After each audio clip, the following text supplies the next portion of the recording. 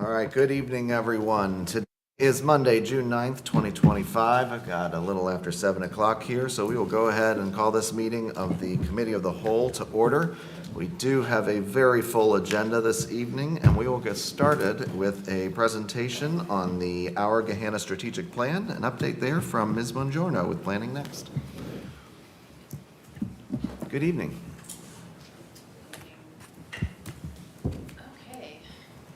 Come on here. All right. Well, thanks for having me back. I'm giving an update. We just wrapped up our second round of community engagement at the end of May. So we've been busy processing who we've heard from and what we've heard as we continue on our process here. So I'm going to give you a quick update, who we heard from and what we heard. So just to remind you, this is our process diagram, and we're right here towards the middle of our second and third rounds of engagement. We're developing our economic development strategy goals and actually starting to develop the draft plan recommendations. So this is a really exciting moment when it all starts to come together. And I'm going to talk more about our third round at the end of the presentation, because we are quickly getting ready to be out in community again. So who did we hear from? We reached about over 450 participants. That's from the exit questionnaires that we filled out. The nature of this round, we had a lot of different events and different pop-up events and things. We know we engaged more folks than that, but that's who filled out the exit questionnaire. Tell us about yourself survey so that we could get some demographic information. We had 6 community engagement events. We did Taco Tuesday Family Fest, which the weather did not cooperate, but we still had good turnout that evening. We did a small business morning coffee networking, a young professional happy hour. We had presence at the Economic Development Annual Meeting of the city. We met with high school kids as part of the High School Key Club meeting, and we had a very well-attended senior lunch at the Senior Center. And we had over 250 online survey participants as well. These are some photos. People coming out at the different events. Again, it was sort of pop-up style, stations, engagement stations. People could move about and engage at their own pace. And I think everyone had a really good time and enjoyed providing their input. The key takeaways from the demographics about who we heard from, we had each area of the city was well represented. We asked folks to kind of indicate on a map where they live, so we feel good about getting input from across the city. We had good representation from all ages. We were a little low in the 15 to 24. Of course, that is those high school and young adults are hard to engage. We did hear from some of them. It was a little lower than the census data. And we closed the gap significantly in the 25 to 34-year-old participation, so that's really good. We were a little low in the Black African American demographic still, but we closed the gap since round 1. About a percentage, so we feel like we're moving in the right direction. We're going to continue working hard at that. We were slightly low in the Hispanic and Latino participation. Again, we hit that really good in the first round. We're going to continue to work on that for the last round. So the themes, so just the round 2 activities to remind you, we had 5 different input stations focused on what we think are shaping up to be the chapters of the plan. So elevating unique places, we asked folks about ideas or improvements to Creekside, public spaces and parks, and then the neighborhoods. We had a station on fostering economic development, and we had a question about what type of development should the city prioritize, and we had some multiple choice questions and asked people to prioritize top 3. We had a serving our community station where we talked about services, physical improvements, issues, or any other big idea people would like to share about the community. We had a celebrating our identity station where we had some images. It was a visual preference survey style station. So we had images depicting different placemaking strategies, and we had folks put sticker dots and give us input on what they felt were sort of the focuses that they thought the city should focus on relative to placemaking. And I have some images I can share with you about what folks were interested in seeing. And then the Connecting Our Community, we did partner up with the Comprehensive Transportation Mobility Plan for this round.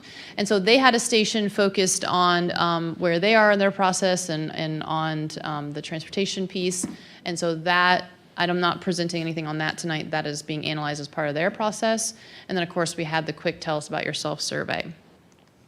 So under the Elevating Unique Places results, for Creekside, we heard a lot about business vitality, people interested in connectivity and accessibility, more community events, more housing and mixed-use development, and comments around improving parking infrastructure and maintenance.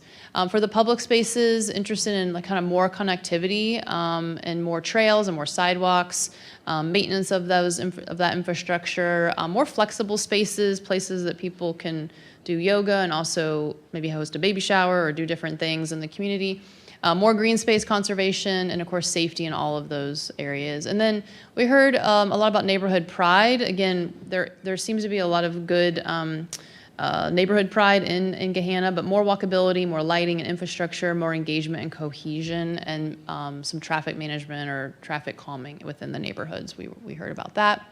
Under the fostering economic development results, the question about the 3 top development priorities, we had given them some choices to pick from, and the top 3 there you can see people are interested in focusing on retail and restaurant opportunities, more mixed-use development, and manufacturing and skilled trade jobs.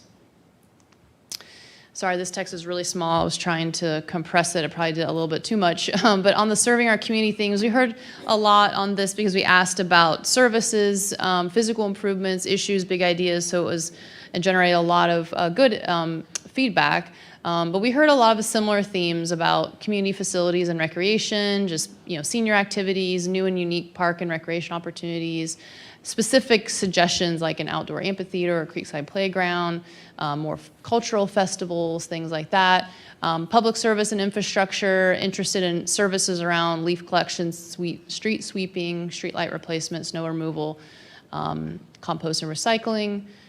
More public transit options and transportation for seniors, and just general kind of thinking about the roads and congestion and reducing speeds. I think, again, that traffic calming on some streets came through in this as well. And again, trails, walkability, and connectivity. I think one of the things we've heard a lot, and it's in our vision statement, is just the connectivity. People really want to be connected, physically, but also connected in gathering spaces and finding ways to connect with their neighbors.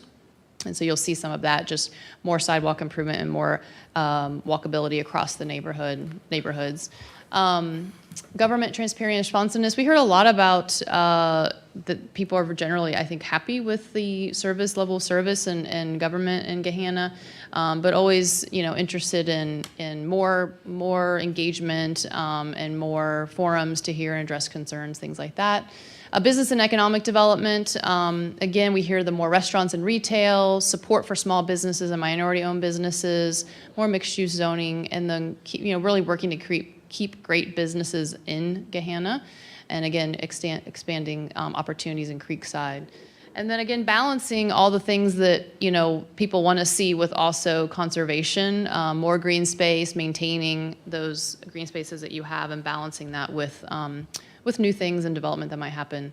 And then we heard a lot about housing affordability, especially young professionals and seniors, and trying to make sure that everybody who wants to be in Gahanna can choose to live here. Celebrating our identity results, those images on the right there were the pictures that folks put the most dots on. So they liked the idea of more creek activation, more different park amenities, and this idea of more like public plazas with seating and things that activate the street. So what's next? We are right now drafting recommendations based on the insight from the community and our technical analysis and staff. We're gearing up for a joint steering committee and directors meeting next week. They're going to be the first to really see a first draft of the recommendations and the structure of the plan. They'll have a chance to review the input, provide any additional comments and things that might be missing. And then we are preparing for our 3rd round of engagement, which will be an open house and then what we're calling a road show. The open house will be on August 26th. And we'll have a road show at various Gahanna locations. We're putting that together. We'll update you, but basically having the display boards move around the different places in the community where people have longer than just that night to review the boards. We'll also have it online as well. So this is your chance in round 3 really to dig into the plan content. So I encourage you to come out on the 26th or come find us. We'll have it on the website where the boards are going to be, or get online and review the plan so that you can provide comments as well during this final round of engagement. Any questions? I think All right, that's it. thank you very much, Director Bongiorno. Any discussion, questions from my colleagues? Ms. Padova? Thank you. Thank you so much for the update. I enjoyed looking at kind of the results that we have thus far on this.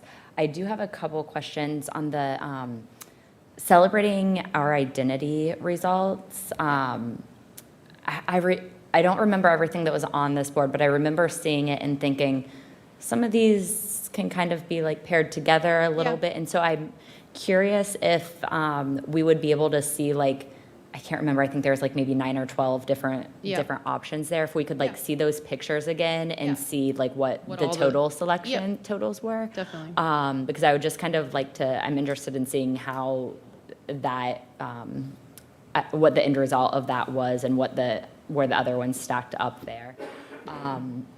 And then my other question is, I know one of them was like putting any big ideas, anything that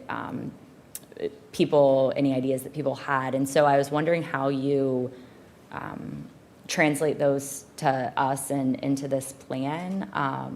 Because obviously if it's an idea that you hear over and over, but if it's maybe something like very new and innovative that we should absolutely be doing, but no one else has ever thought of it. So I was wondering how those would get kind of filtered to us or show up in this plan. Yeah, that's ultimately a good question. So a lot of the input we end up theming, but in that particular one, we are looking for just those, good ideas. That could be just one really good idea. So we have all those data-based, and so right now we're just getting to the point, we're working with Miranda to start understand the level of detail for this plan. And so some of those may end up as examples within the plan in a sidebar. We're going to write a little, paragraph that kind of describes what the recommendation is. But another thing we could do, and if this is something that would be helpful, is we can put together all the really specific ideas. It might be too detailed for the plan in sort of a appendix that would be just sort of like an idea database that you could go back through and look at and things. We've done that before. I think that's a really easy way to have all of that input shared in a way that as the department directors start working on the plan and you all start working on the plan, you can go back and reference that, those ideas. Because there are some really good ideas and there's some things that I think that are already even underway in the city potentially that would be good to align.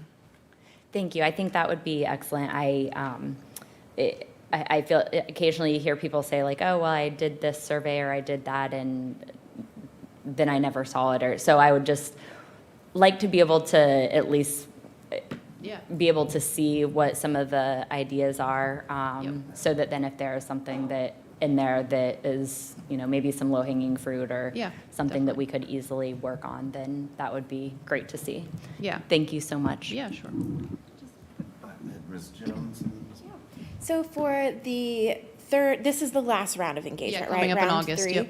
So for the demographics where we're underrepresented, how are we thinking about like completely closing that gap and maybe thinking a little bit differently to increase participation in some of those groups? Yeah, we're going to bring that to the steering committee at their next meeting to kind of brainstorm with them because we really want their help in how we craft this. I think the roadshow is a really good opportunity to try to see where we can close those gaps and actually go and really be intentional. We tried to do that in second round with some of the gaps we had in the first round and trying to reach out.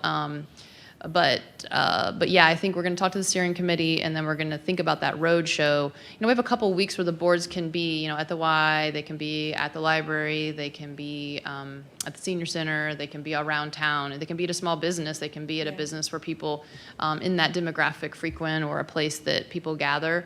And so I think that's the way we're going to try to really be intentional again about where are those folks already gathering and how can we bring it to them versus having them, come to us. We'll have the online available as well and push that out. And that's been a pretty good tool. I think we had 300 or 400 participate in the online in the first round, about 250 in the second round. So it's still been a good tool.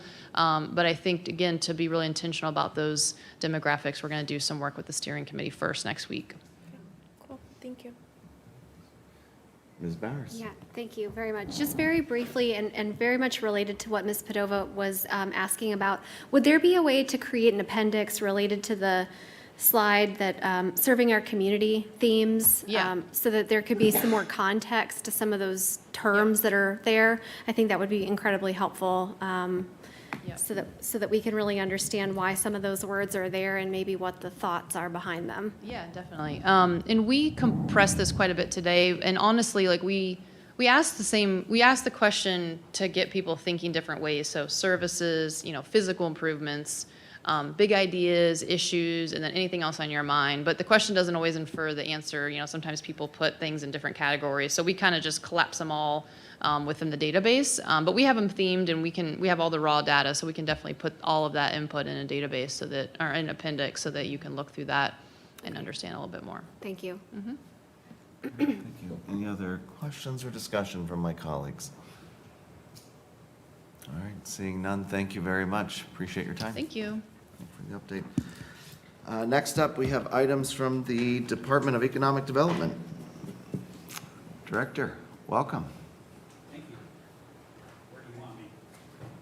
Wherever's easiest for you, sir.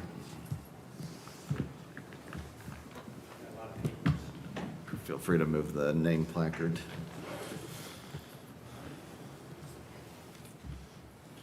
I've got my timer too, so I can try to keep it short. It's not my strong suit. Okay. Do you hear me okay? No. How about now?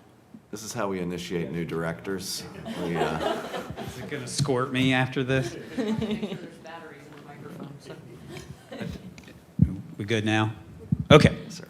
All right, council, thank you for the time and the opportunity.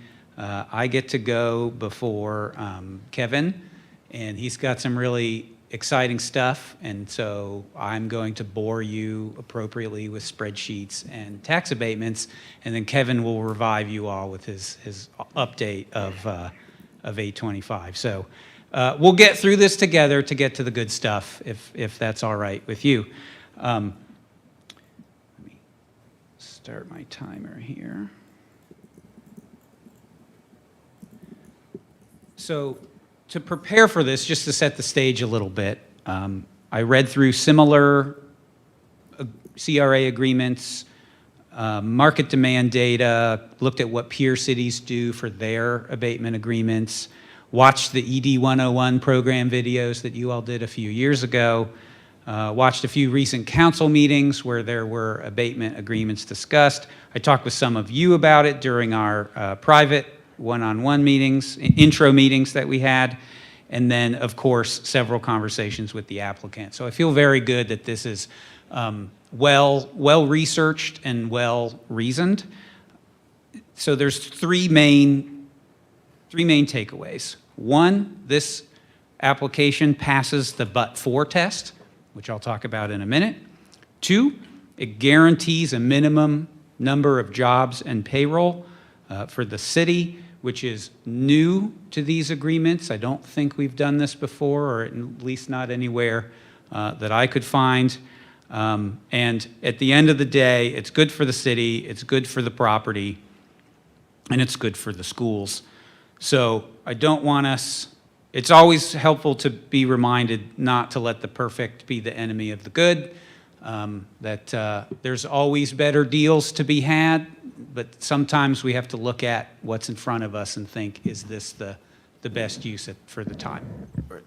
Director, if I may pause you there for just a moment, could you maybe start with a high level of what is the proposal, just so we have a... Good segue. That's All right, next thank on you. my paper here. So basically what you've got here is 10 acres of undeveloped land at the northwest intersection of Science Drive and Tech Center Drive. So right next to Burns and Scala, where the trees were recently felled.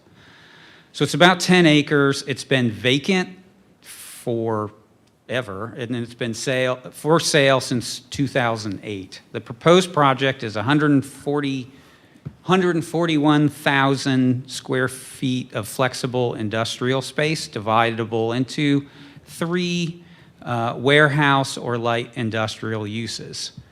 This is for lease. It's a speculative development. Each space will be 30 to 70,000 square feet, or each occupant will take up 30 to 70,000 square feet. Fully leased up by 2027 with a construction timeline of 1 year. Did that answer your question, Councilman? About No, the please proceed, sir. no, any other questions about high-level building footprint development? Seeing none Project. from my colleagues at the moment, please continue. Okay, so here's the total project impact, and then I'll get into the recommendation and then some of the reasoning why. Total investment is right around $20 million. That includes land sale, construction costs. Jobs, I mentioned 37 minimum guaranteed, nets $466,770 in income tax to the city, 55,000, just shy of 56,000 annual average salary on site. So total outputs for the project, 17.5 million in workforce income. So that's total company, construction, induced effect, indirect effect. 18.5 million in regional GDP contribution, 28.9 million in economic output across 43230 zip code, and 4.5 million in state, federal, and local tax revenue. And I mentioned the schools earlier, so they will benefit just shy of $1.3 million due to income tax sharing, unabated tax value, and the increase in the base tax, and 0 new students, I will add. So the abatement recommendation here is 12 years at a rate of 80%. No other city administered incentives were requested by the company, nor offered by the city. So we're just looking at the CRA abatement, which is in Area 3, which is a post-94, so they're all negotiated. So using the but-for test, this is what we came up with. When I asked them specifically, why do you want a tax abatement? And we went through, and to boil it all down is due to construction costs, due to the increased land development costs, because that land has some topography issues, it's got some drainage issues, et cetera, that this project would not pencil out for the developer without an abatement. So they can't do the project without this help. I said, okay, that's great, but what is it used for? Well, so if you look at rental rates, because of the cost of the project, the rate that they would have to charge to tenants would be out of market and basically would be unleasable. So we'd have a building there that you couldn't lease. So the abatement value is being used to subsidize the rents or bring the cost of the rents down to an appropriate market rate. That makes sense? So that's the but-for test. It aligns with our neighbors in the sense of what some other communities are doing as far as their abatements, and it aligns with similar speculative development abatement projects within the city. So I analyzed all of those for jobs, payroll, rate, location, and it falls pretty much right in the middle. There are 5 total. It falls right in the middle of the other 5 in terms of rate and term and project impact. I mentioned the income tax guarantee. So the way that that works is the company who will be leasing to other companies has guaranteed the income tax that you can see on the calculator there, that long spreadsheet, has guaranteed the income tax collections to the city. So that means if their tenants do not produce that much, they will make up the difference. So we can count on that much income tax being returned to the city and the schools via the compensation agreement for the entirety of the agreement. So the use is speculative, but the income tax return is not. And then I mentioned land use a little bit about how there's some topography issues. It's been for sale for quite a long time. We've got a company that's interested in taking that on. And from a usage standpoint, smaller scale, flexible industrial space is in high demand around the Columbus region, and particularly given Gahanna's location, makes it even more desirable. And then lastly, this does have an emergency clause on it, you'll notice, and I know you don't like to use those, but the reason is that the property has to be closed on, the sale has to be closed by July 14th. The seller will not grant the company an extension, so really time is of the essence here that we get through this process by July 14th. So quick summary, I mentioned it has guaranteed income tax collections. It's an in-demand usage that will lease up quickly, and it passes the but-for test. Any questions for me? All right, thank you, Director. Any questions or discussion from my colleagues? All right, Ms. Bowers. All right. All right. Thank you, Mr. Gotke, for the overview. So I do appreciate that you clarified the guaranteed income tax collection. Thank you for going over that. I do want to make sure I understand, because I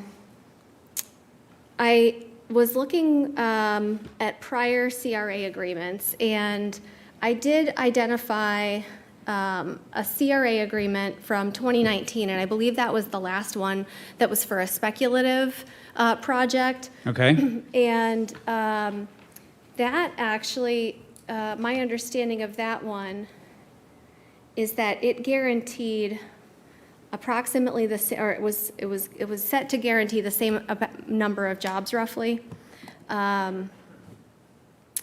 It was not able to attain that number of jobs, and so it was the abatement was actually reduced. So I guess I'm looking for a little bit more clarity on how this performance number was arrived at for this particular application, and what considerations went into determining that number of jobs when we don't have an identified end user or users. Sure. So I took the lead from the company on this because they're the ones guaranteeing it, so I don't want to dictate to them something that's unreasonable. But there are industry standards for jobs per square foot for this type of use.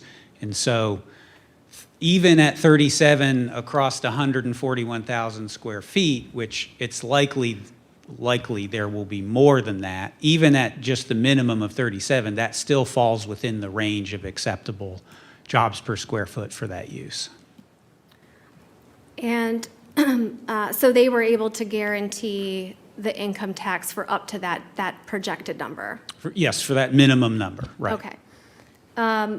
Next door, you mentioned our new project, Burns and Scalo. I shouldn't say our, but grateful for their decision to locate here to Gahanna. Burns and Scalo guaranteed 52 jobs by 72 months out from start, and they received a 70% abatement over 12 years. So is there what's the justification for going to 80% on this one? Yeah, good question. So I should have mentioned earlier in my comments that when I asked them what will the abatement be used for, and they told me, and I said, okay, but how much is that?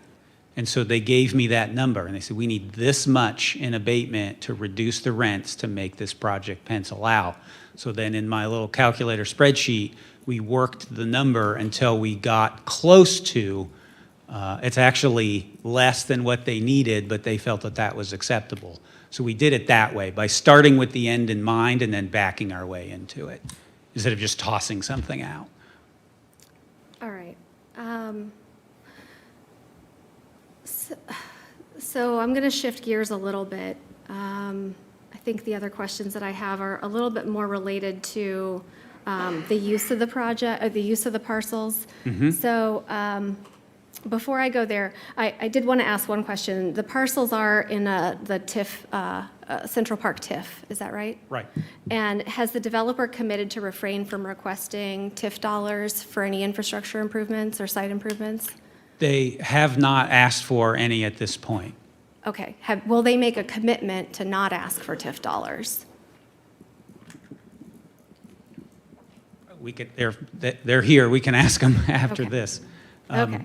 Based on past practice, though, if a developer asks after the fact, then you have not been willing to grant them. So we can sort of set that marker now that the request wasn't made and that this is what was needed All at the right. time.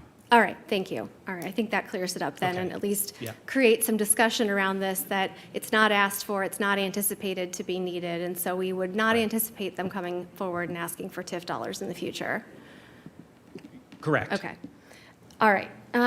So I did want to go back to the land use plan. That's been a great working document for us, and I do recognize that it is a guide and does not dictate how individual parcels are going to be used. But I guess I wanted to make sure I understood. So these parcels, I think, are identified in the South Gateway focus area. And they have been identified for industrial research and innovation, including industrial research, development, laboratory, design, and technology uses. Do we anticipate, or can there be a guarantee that the project would be aligned with this innovation district? I'll let the company speak to that. One of their leasing agents is here, so he can talk about what's in demand and what would likely go there. So there is no clear identified user for this right now? No. Okay. On that note too, there is somebody local here, a property manager that's local to Yes. this region? Yes. Okay. So I would anticipate that they would be able to assist the out-of-state applicant with identifying trends in the region? Definitely. It's not so much an out-of-state applicant, it's more of a joint venture between a local company and an out-of-state company. Oh. Who is the local company? Should we just transition to them and they can talk all about this, if you like? You're welcome. Unless anybody else has any questions for me? Welcome to come on up. Okay, so I'll introduce them. We have David Hodge from Underhill and Hodge, and Bo Taggart from KBC, which is the applicant. Good evening, gentlemen. Thanks for joining us. Thank you for having us, members of council. David Hodge, attorney with the law firm Underhill and Hodge. There was a time in the not too distant past that I was somewhat of a frequent flyer here in the city of Gahanna, but it's been a number of years since I've been here, so happy to be back. The other thing I'd like to share with council is that I am most definitely pinch hitting tonight for my law partner, Aaron Underhill. So I've been briefed on this, but Council Member Bowers, I listened to the questions and I'll do my best to go down and answer those. And to the extent additional questions come up between Bo Taggart and I, we'll get the questions answered.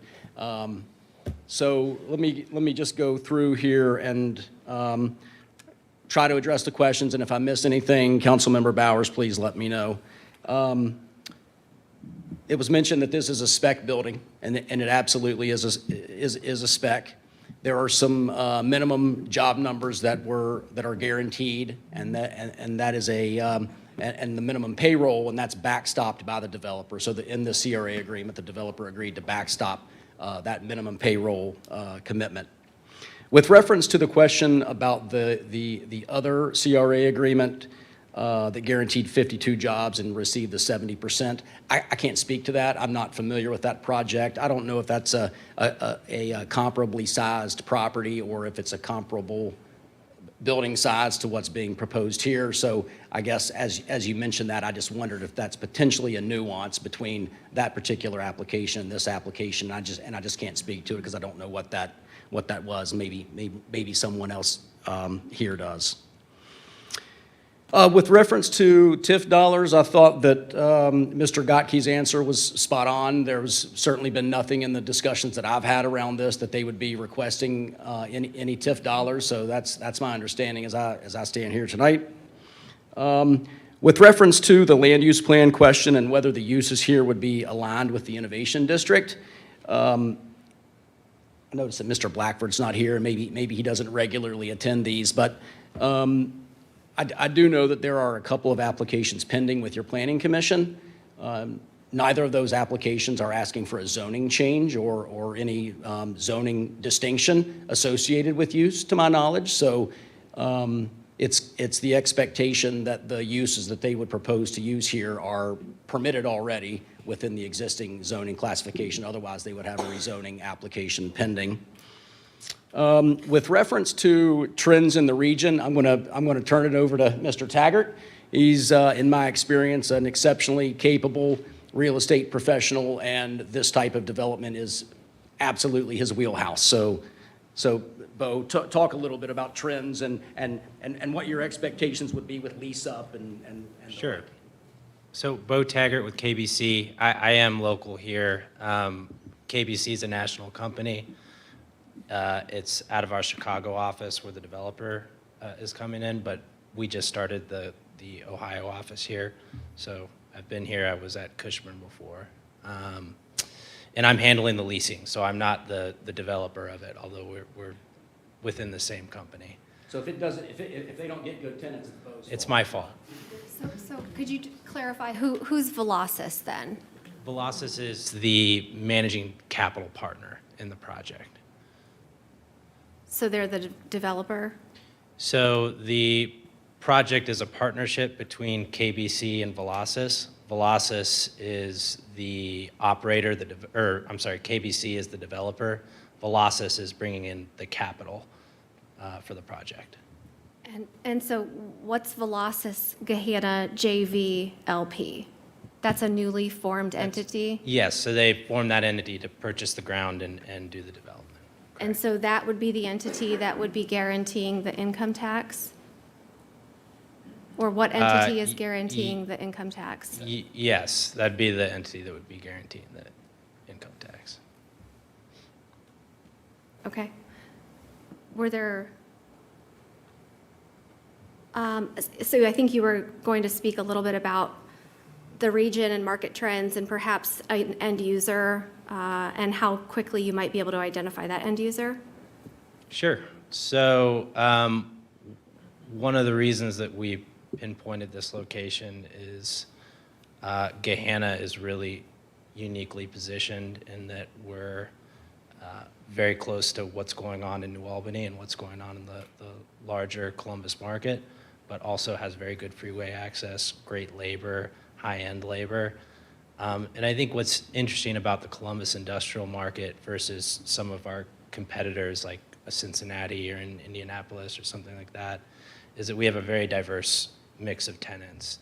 So you'll go to maybe Indianapolis and you'll see 3PLs, kind of your regular distribution users, where here we see advanced manufacturing, biotech, as well as our retailers, distributors, things like that.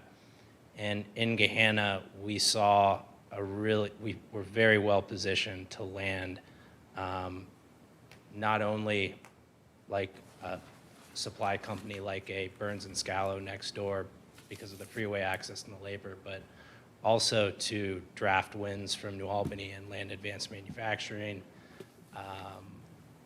land like a local headquarters like ADS across the street, land biotech. I know Amgen just actually did a 52,000 square foot lease on Claycraft as an overflow space for their warehouse or their manufacturing center in New Albany. So that's what we saw with it. As far as leasing velocity goes here, 60 or 52 out of the last 60 deals last year were under 150,000 square feet. We feel like this is perfectly positioned to catch those headwinds. We already have, we've sort of softly marketed some of this property, and we've already had some activity from users. So we feel like it's going to be a great project, and no concerns there.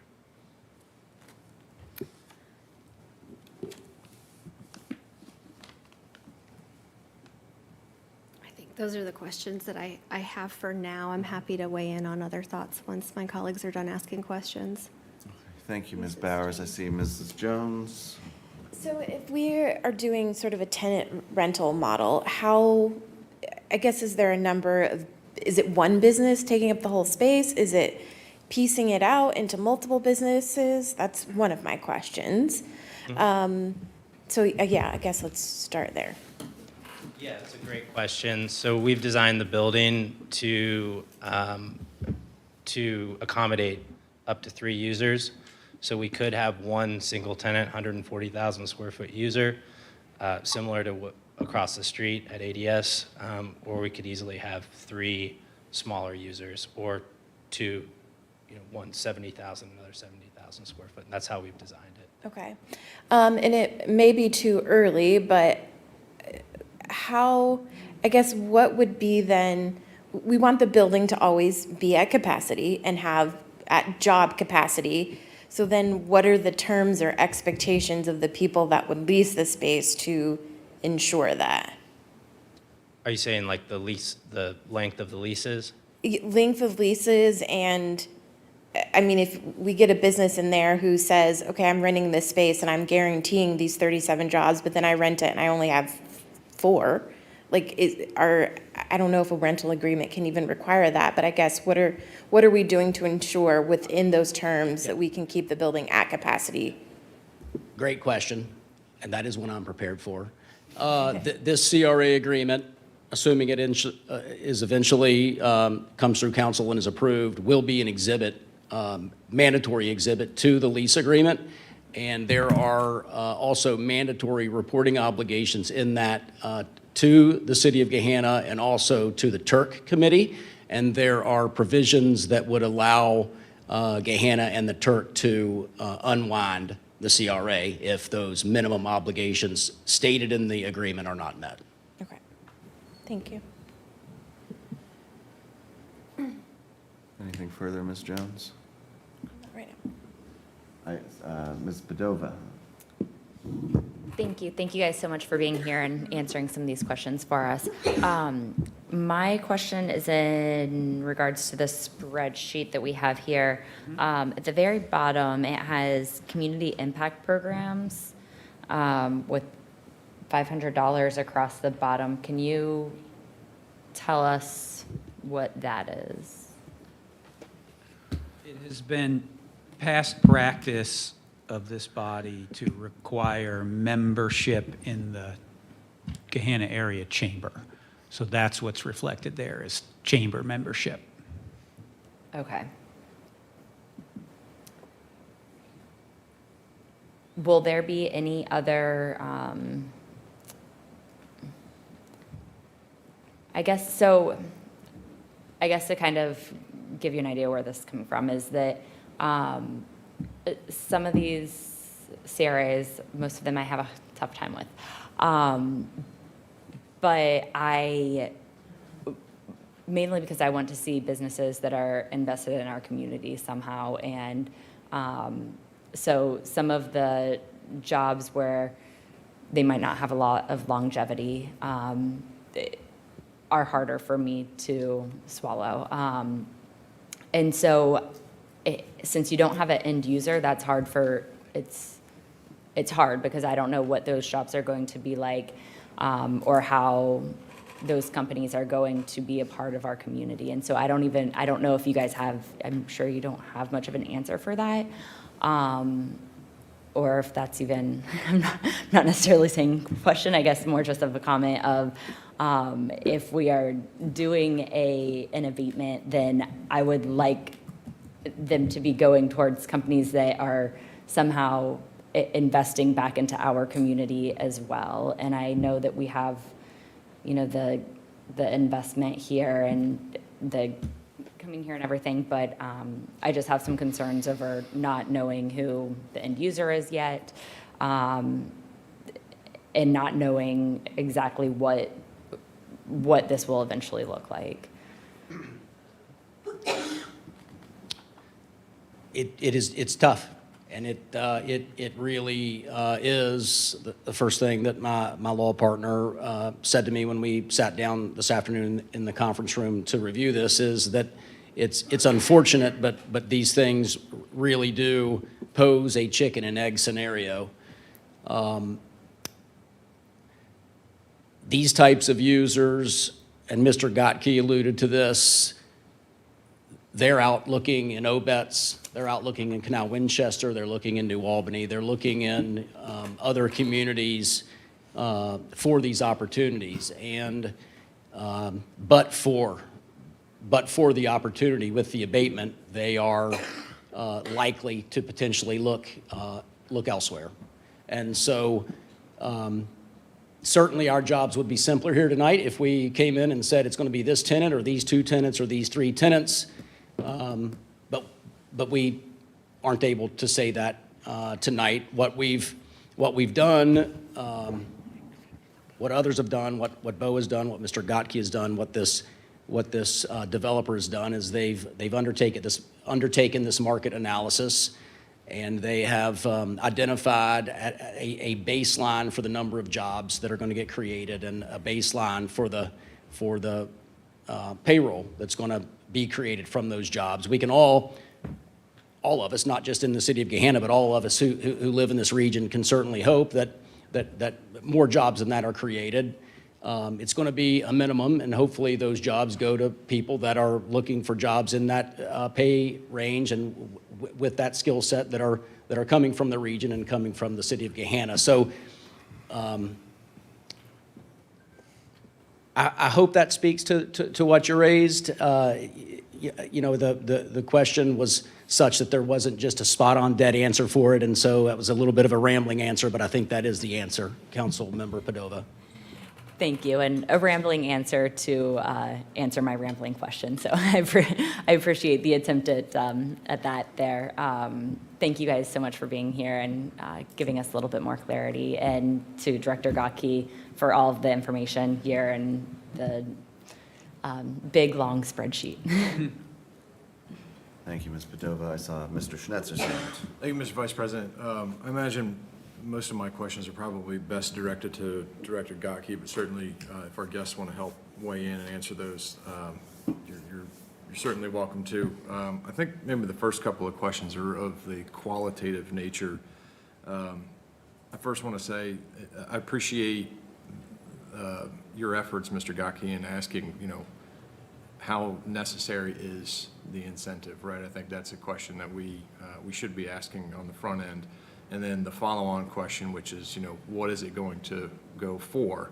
And your explanation makes perfect sense. It's going to, you know, help them achieve, you know, a market rate with regard to the rents, as opposed to, you know, perhaps just flowing through to the bottom line, so to speak. But with all of that aside, my understanding of where this parcel is located is it is essentially in between Burns and Scalo and ADB Safegate. Both of those were pretty big wins for the city of Gahanna, and both of those are at a minimum regional, if not national, headquarters. I think the question that I have in regards to that is one of suitability for the parcel and you know, the opportunity costs. And I guess I would just ask, you know, what's the Economic Development Department's view on how suitable is this project for that parcel? So they're not making more land, right? They're not making more dirt. Once it's gone, it's gone. Right. Do you think this is a good fit, or is there the potential with, you know, growth in the region that there could be maybe a higher impact or higher valued use in the relatively near future? This is a bird in the hand type situation, I think. You've got this land that's been for sale forever, that's not well suited for development, and you've got a company that is bringing a a use that we know there's a market demand for and is willing to build on that land. So like I said, like I don't want the perfect to be the enemy of the good here. And I guess I'll also add too that speculative with flexible space doesn't necessarily mean we won't land a headquarters company or something. I think that's happened here before in one of the speculative buildings. I don't have it off the top of my head, but it could. But to answer your question in a short answer, yes. Okay. Thank you. Yeah, some of these questions are, you know, in roundabout way rhetorical for the record, so to speak. So I appreciate you, contributing that to the record. Moving on to the quantitative, I know this is my first viewing of the CRA abatement ROA calculator as presented here. This format, I believe, is probably the same for my colleagues. So I do just want to ask maybe some definitional questions so that I can understand what's being presented here. Sure. I understand how you get to the totals, value to the company, value to the community, but drilling down just a little bit further, what is this unabated tax load, which is, the 387,570, that's consistent through the 12 years. Are we safe to assume that that value would exist regardless of whether or not there's a project on the property? No, that's the improved property value after the project. Okay, makes sense. So then the abated value would be the 310,056. Yeah, that's the 80% of 387. Those are tax dollars, not the value of the project? Or is that truly the value of the project? Those are tax dollars. Tax dollars, okay. So with regard to the property taxes abated, the 310,056, those are non-cash in nature? I mean, the city is not writing a check?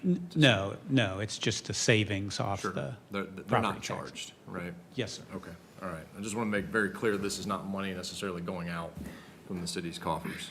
Yes, sir. Next question is, there's this after-sale base tax of $64,459. What is that exactly?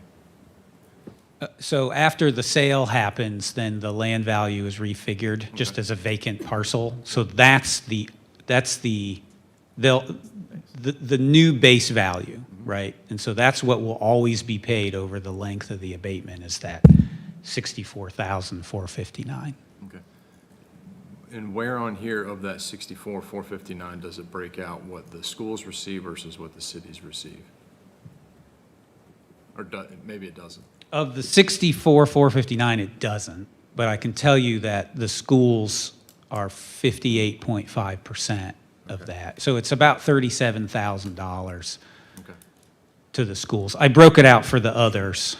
And the city would be, I think it's like 3% or maybe even less. Joanne, do you happen to know the number? That's what we would collect? Okay, all right. So the city would get 3% of that 64,459 annually.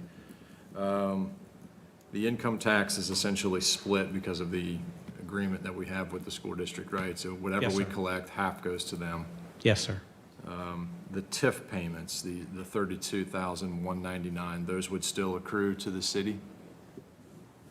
Yes. Okay, all right. So adding all of that up is essentially how you get to this 2.5 million? Correct. Okay. All right. That answers my question, or questions. Thank you. All right, thank you, Mr. Schnetzer. I saw Ms. Yeah. Bowers had a follow-up. Yeah, thank you. So just a clarification question, and Mr. Gotke, you're off the hook because you weren't here. But I'm pretty sure we were told the same thing about the Burns and Scalo parcels, is that they were really hard to develop, and it was a surprise that those were the parcels that they were interested in. So I guess just as, by way of like a little very recent history, I think that, to everyone's point in the room, this is a really exciting time for our community with 825 Tech Center and our new community center, Burns and Scalo, ADB, all the incredible stuff that's going on at Edison and the Menlo and the Peak. This is a really hot area. This is a really exciting area. And while I appreciate the bird in the hand analogy, I guess I just want to make sure that, Gahanna is an incredibly desirable location. You've referenced some of the reasons tonight. And these were also brought up in our conversation with Burns and Scalo. One of the reasons why they wanted to locate to Gahanna was because of the incredible worker population that we have right here and very accessible. So I guess I just wanted to make sure that we refreshed on that a little bit. Following up on Mr. Schnetzer's questions related to the return on abatement chart. So reading this, if I'm reading this correctly, the unabated tax load, if there were no abatement and the project were to continue forward as planned, would be that $380,570 annually? Yes, ma'am. Okay, and the school's share that they would receive had this property not been abated, it would be $181,259. That's the abated value school share. So take 58.5% of 387,570. That's right, I'm sorry. So basically add 45,315 to that number. So we've got basically about $226,000 that the schools would receive had it not were it not abated. 226,728. Okay, great. I was really close. And what we're projecting, even at its peak employment threshold, is that the schools would be receiving the $45,315 plus $25,000, $756. So we'd be looking at about $71,000. 30, it's the 37,000 from the base, 45,000 of the unabated portion, and then 15,000 of the income tax. Or we'll jump out to the end, 25,000 in income tax. Yeah. So the school share would be the 45,000 plus the 25,000, or there's another number in here too? It would be the 25,000 plus the 45,000 plus the school's portion of that 64,459, which is about 37,000. I got you. Okay. So what was that grand total then? 25, 756. Where's this? 108,071. Where's this, where's the 37 depicted? I lost that. in the It's chart. not, that's, I didn't break that out. The base tax. Okay. I'll add that in future What spreadsheets. percentage of that after-sale base tax? Okay. And that total number again, I'm sorry, 108,071. 108,071. If I may? Yes. Briefly. So those numbers are assuming the abatement is granted and the project is developed. Yes, sir. And if the project was developed, but there was zero abatement, that's where some of the other numbers come in, that you're using to base the abatement numbers off of. I'm assuming I'm sorry, that was muddy. So the numbers you're using is assuming the property is developed and the abatement is given. So then you have now factored in using assuming the property is developed numbers plus your 12 years at 80% to come up with those numbers. Yes, sir. On the ROI spreadsheet. Yes, sir. If the property is not developed, no abatement's given, we're locked in at the base. Here. Yep. And then we're still stuck at the top, I don't want to say stuck, but we are at the top of the spreadsheet in the current appraised value, current assessed value, current taxes, where that base is currently, I don't want to say locked in because I know that changes the meaning of things, but where that base currently sits. Yes, sir.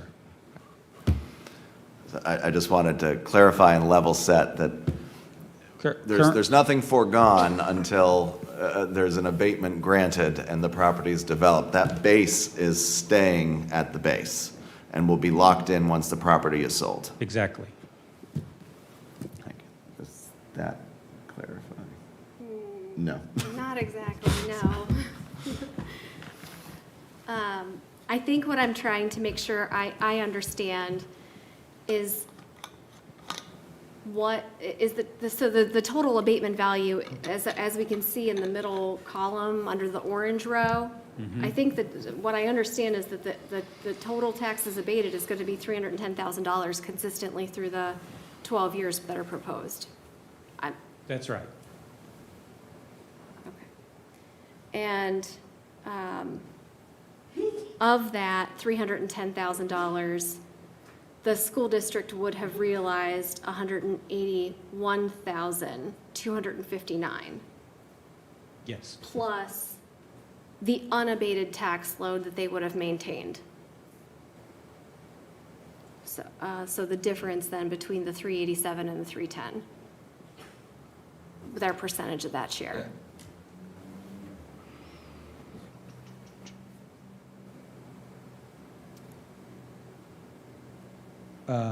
Say that again.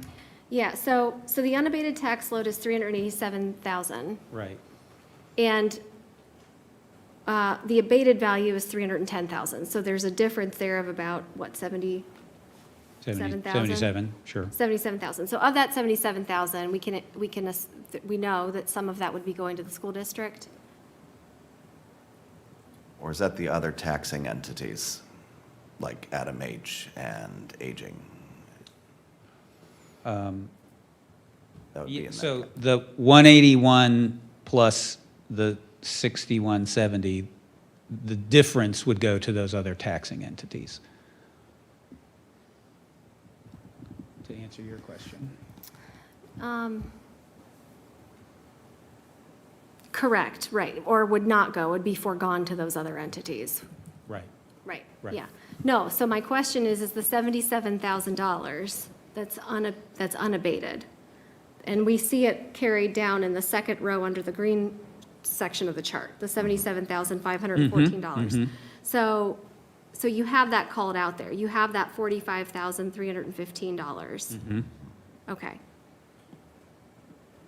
What I'm trying to make sure I understand and is clear for everyone is what would the total unabated tax load, all in, if I'm making sure I understand this, is 387,570? All right. That's on the, yes, That's to every entity that receives any property tax whatsoever? yes. Okay. And that includes the land value, the unimproved value, that's everything, right? Yes. Okay. So then from there, we recognize that there's this 310 that is being sought to be abated for 12 years. And what would be foregone from that, and we're not even talking about the other entities, but what would be foregone for the school share would be 181,259. So if I'm reading this correctly, of the 77,000 unabated portion plus the school share, I'm still only coming up with $71,000. I guess I still don't see where we get to 108. I think I misspoke a second ago. So the 387,570 is the improved value without an abatement. It is not the land value, because that doesn't go to the company, right? That shows up in the green line. So that's 64,000. So that's probably the difference there within a few $1,000s. Okay. So there's a percentage of that base tax, the 64, that also is shared with the district? Yes, 58.5%. That's the 37,000. Okay, so that's where we get to 108. Right. Okay.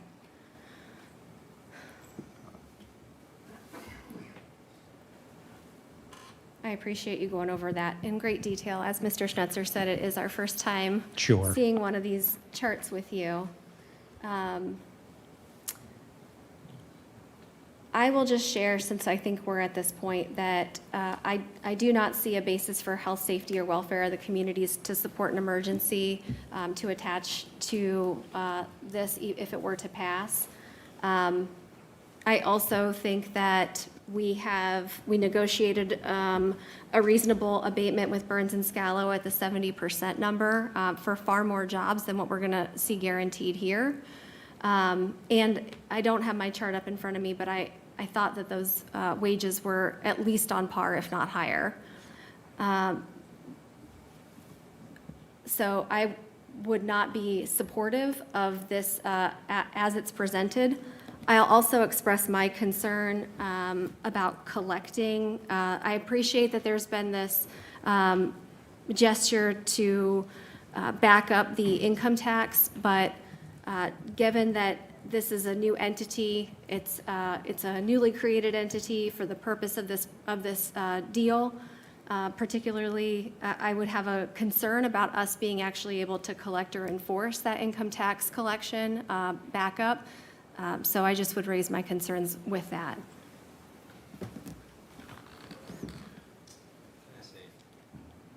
So, one thing, within the leases that the tenants will agree to, there's gonna be language in there that if they do not create the jobs that they need to, or they don't meet that minimum threshold, that they have to pay additional tax dollars to back that up. So it's gonna be within the leases, we're gonna guarantee that. So would this entity, Velocis Gahanna JV LP or Velocis Gahanna JV LLC, be the ones to initiate suit against a tenant for failure to meet that requirement? I'm not sure if I know the answer to that one. I'd have to get with the developer about that, but I can get back to you on it. And to be clear, our agreement is with Velocis, and they can collect that money however they want. That's not our concern. At the end of the day, they owe us. Well, my concern is that it's a newly created entity that's obligated under the terms of this contract, and then we're going to be working through corporate layers and entities that are maybe not collectible. All fair points. Councilmember Bowers, I know what you do for a living, and you sound like a lawyer when you talk, and it's there's no question that it's. I won't take that as an insult, thank you. Yeah, I'm right there with you. No question that it's complicated. You have a group that's going to be in town, that wants to be in town, that's going to come to town and spend a lot of money to be here. They're going to own a very valuable piece of real estate post-development, and so there are ways on the basis of the very valuable asset that they're going to own here on the property, assuming this goes forward. That'll likely be held in a different name. I mean, the property will be held in the name of a different entity, though, Mr. Hodge, right? Well, let's so that we can certainly fix that as we go forward. We can make sure that the ownership entity matches the name of the entity listed on the CRA agreement. That would be. I know we're gonna get into semantics and a legal debate here. That doesn't change. That's for Ms. Tamalarison. I'm just identifying some issues. I don't want to do that. Sure, and so it doesn't change the fact that this group wants to be here, and they've identified this sort of basis by which they're able to locate here. All great questions from everyone on council that's raised it, and you know, I applaud you. You're all doing your jobs, and you're asking the hard questions, and you want to make sure at the end of the day that Gahanna's getting the very best deal that it can get, and that you have a great end user here. And so I understand it and appreciate it. They want to be here. They need to be here fast. There have been contract extensions after contract extensions that are about to run out. The property's been sitting there listed on the market for the last 17 years, and so the market has spoken in terms of what the art of the possible is here. And so that's really the basis for the request for emergency, which you mentioned that you took exception to. But at the end of the day, you also took exception to the percentage requested. And so, you know, I'm not here to negotiate the terms of the agreement. So lots of those negotiations have happened before we darkened the door tonight. And so at the end of the day, I hope that you're able to come around on the request before council, and that all of you are, to create this opportunity in the city, to create these jobs in the city. And, you know, as I listened, and I've been involved in, you know, this policy around CRAs for a while, just based upon what I do, and I heard you, and I'm not trying to put words in your mouth, Councilmember Bowers, I wouldn't do that, but it felt to me like a discussion about CRA policy, and there are people certainly that don't appreciate CRAs and what they do. It will come as no shock to you that I believe in CRAs, because I think that CRAs grease the skids. I think that CRAs create the opportunities, and having just had my oldest graduate from high school a few weeks ago, time flies. 15 years, 12 years goes very quickly. And when that abatement burns off, that is going to be 0 kids in the Gahanna School District and a lot of tax revenue to the Gahanna School District. So at the end of the day, it is it provides the right synthesis to get a good end user in the community and to let those 12 years go by, and at the end of the day is good for the people, good for the public health, safety, and welfare, and good for the education of the future pupils in the Gahanna City School District. Thank you, Mr. Hodge. I know Mr. Schnetzer has been waiting with bated breath with a follow-up here. Thank you, Mr. Vice President. Based upon these discussions I've had with Mr. Schnetzer through the years, I'm scared to death every single time. This is an easy one, Mr. Hodge. As we've been going through this conversation, it's kind of come to light that a lot of numbers on this spreadsheet are to the community, and I understand there's overlapping layers of jurisdiction, whether it be the schools or the county or the township, et cetera. My role as a city councilman, that's where my focus is. I'd like to see maybe an addendum to this spreadsheet that shows to the city as opposed to in addition to the community, and then that ROI percentage recalculated. That will significantly influence my decision. So I'm not in a position right now where I feel I'm comfortable to advance it, but willing to have more discussion with that additional info. That's it. Thank you, Mr. Schnetzer. Ms. Padova? I just want to make sure that I understand this, because Mr. Hodge, you keep saying they want to be here, but my understanding is that they want to build on this land and rent it out, but they won't actually be here. Is that correct? The owner of the property is not the end user operator. That is correct. Yes. So they want to own this property, they want to build on this property, but they actually won't be here. They will not. They will provide the opportunity for, as we've said, up to 3 end users to be here doing whatever it is they do, whether that's distribution or logistics or advanced manufacturing, whatever those tenants end up being. But yes, you are correct. Thank you. A couple of my questions have been answered already, so just some general comments. I always start with, is this the highest and best use of the parcel? And I think Director Gottke has answered that in some ways. Don't let the perfect be the enemy of the good, and that's generally something I subscribe to as well. That being said, the comment was well received that things are happening in Gahanna, and yes, the parcel has been sitting there for, I think 17 years was the number I heard, for sale, but so was the parcel. Adjoining parcels were sitting vacant for a long time too. Director, have we received any other inquiries on these parcels? No, sir. Okay. I also have that general discomfort with emergency on this. I think you have presented us all with lots of information to think about. I think, like Mr. Schnetzer, I have definitely some more to ponder on this.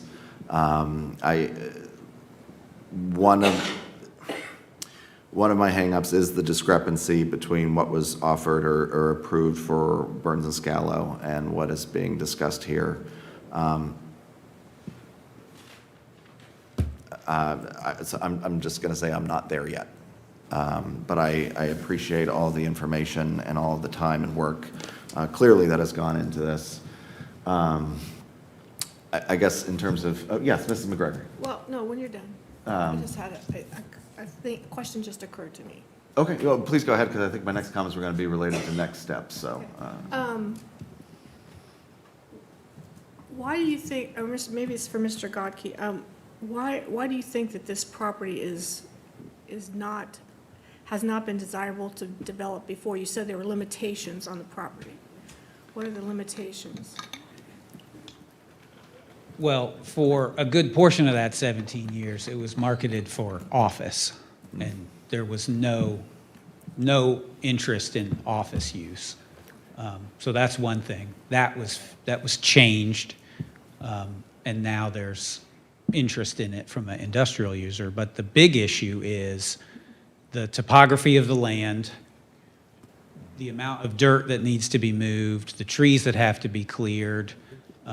There's a utility line that runs along the back side of the parcel, which doesn't allow any building, so you're limiting the buildable space on the parcel, as well as stormwater drainage issues because of the topography. So it'll take quite a bit more than your average site to address all of those issues, and that has a cost.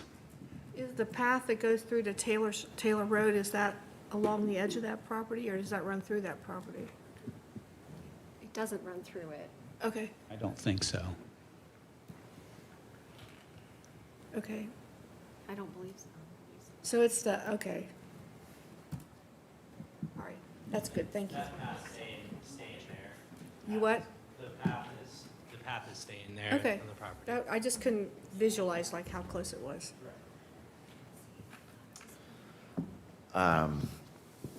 Any other last questions or comments on this? Again, I appreciate everyone's time and energy. I think in terms of next steps, it sounds like there were some additional requests for, or there were some requests for additional information, I should say. So if we could have this come back to committee in 2 weeks. However, I do want to be cognizant of the timing constraints.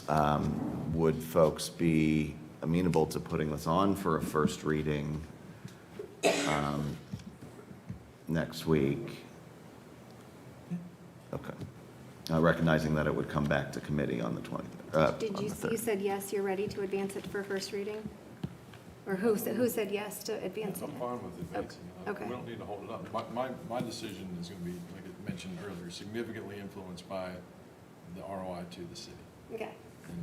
And so that's supplemental information that can come in the form of an email for my own personal purposes, or it can come back in formal discussion in 2 weeks. But I don't, that information, in my opinion, doesn't necessarily hold up the process. Okay. Thank you. Ms. I'm sorry, from a procedural standpoint, if it waited 2 weeks, then it would only, assuming you agreed to, you'd have to do the emergency regardless and a waiver. Your decision is contingent upon the land sale. So if you decide not to go with this, the transaction is off, I think what as I'm- far as I understand. I don't want to speak for you guys. As far as I understand as well. Okay. So the way presented on the agenda was this would go forward for a vote on the 7th. Right. And so my suggestion is that we could move forward with a first reading on the 16th, come back to committee on the 23rd. We don't meet the 30th. And then up for vote on the 7th.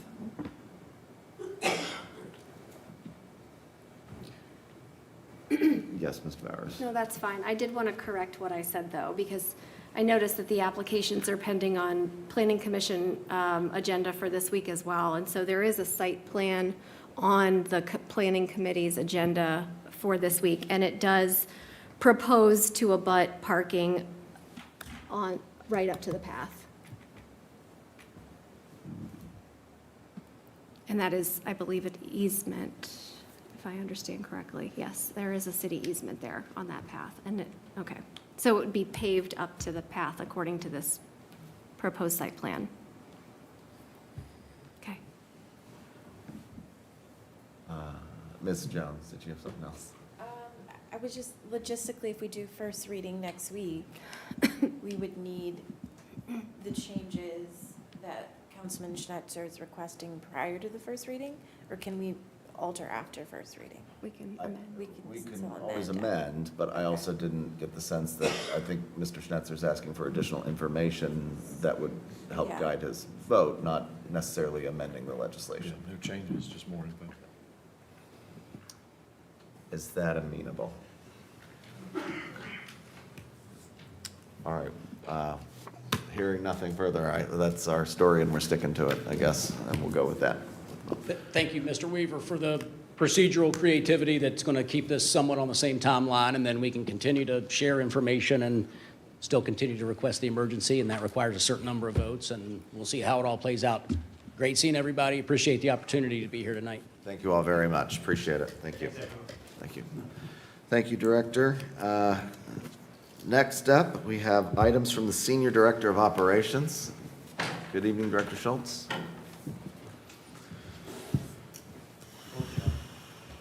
Get them all bored. Now you can come in.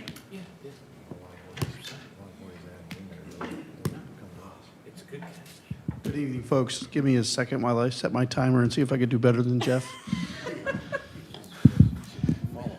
Man, you really are initiating. Sorry.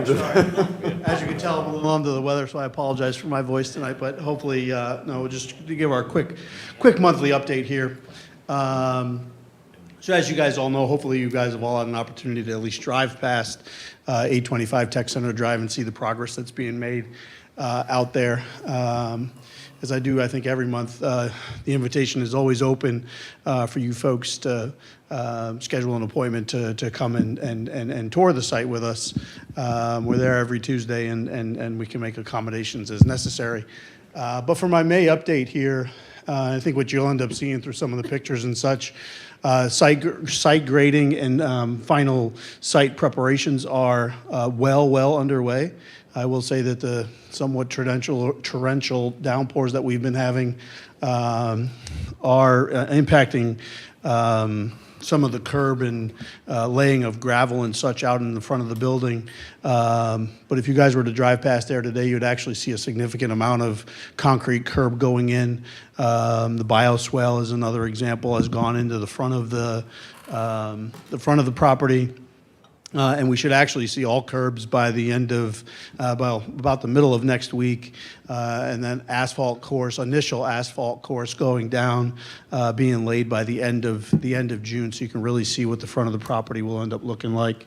Rooftop units, never know where to put rooftop units in the exterior or the interior, but rooftop units have been started up on the building. So at least the second and third floor are being conditioned with air movement and those types of things that accommodate painting and other finish type work going on inside of the facility, controlling humidity and those types of things as well.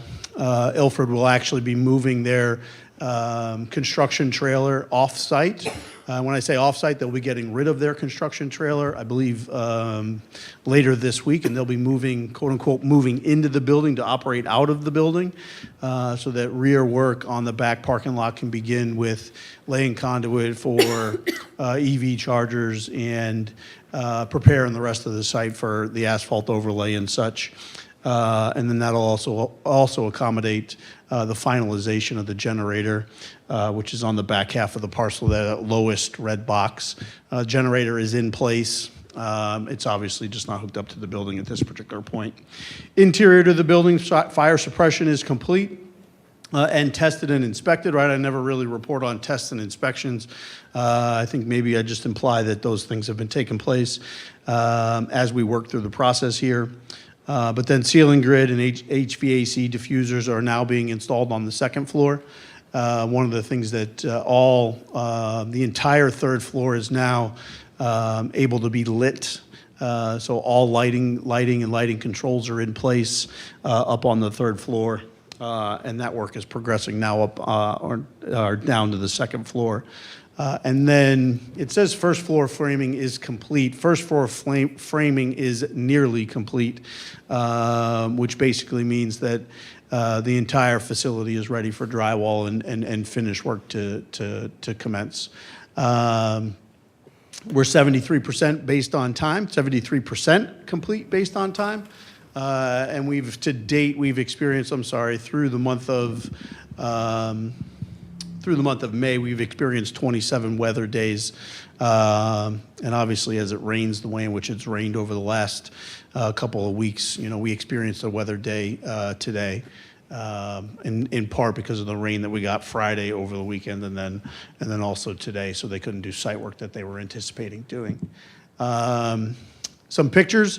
As I was running through some photos and trying to pull some things, the picture in the upper left-hand corner is from June 4th, 2024. And you'll see the progress that's taken place on this particular site. Basically 367 days later, the drone photo that GIS Joe took just last Friday, I guess that was. One of the things that's not quite apparent in the photo up on the screen, but you can really see, I don't know if my laser pointer doesn't work, but that little white-ish piece of equipment that's in the middle of the picture there in the bottom right, that's actually the curb layer, and that's what will end up following all of the gravel outlines around. You can really see the site come to life from an exterior standpoint. And like I said earlier, if you guys drive past later this week, you can really feel what that parking lot and what the front entrance of the building is going to ultimately look like. Just a couple other pictures. We were able to actually see the bioswale go in. It went in what I would say is very quickly. That hole there that you're looking at in the front of the building, that's about a 5-foot deep hole that was then covered up with I guess what I would describe, and I am no expert in any stretch of the imagination, but something that I would say smelled like mulch, if you would, which then filters the water, so on and so forth. And we'll get into those in the coming weeks here, where we'll talk about some of the sustainability type features on the site here in the next couple of subsequent updates. And then the view on the bottom, that's actually the drive lane that somebody would be coming to City Hall or the police department or the senior center, and that's the drive lane that they would be seeing if they were going to be getting dropped off in front of the building.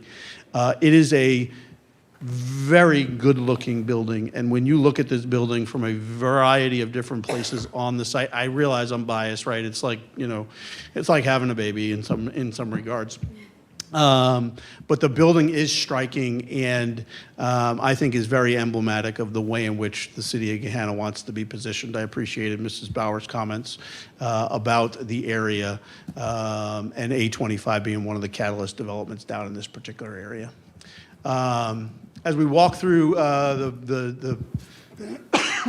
excuse me, as we walk through some of the financials on our project, we've invoiced up to 56%, not up to, but 56% of the total contract.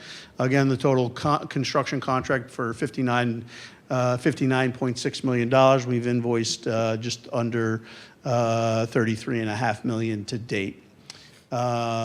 The budgeted allowances, there's the second table on the bottom there.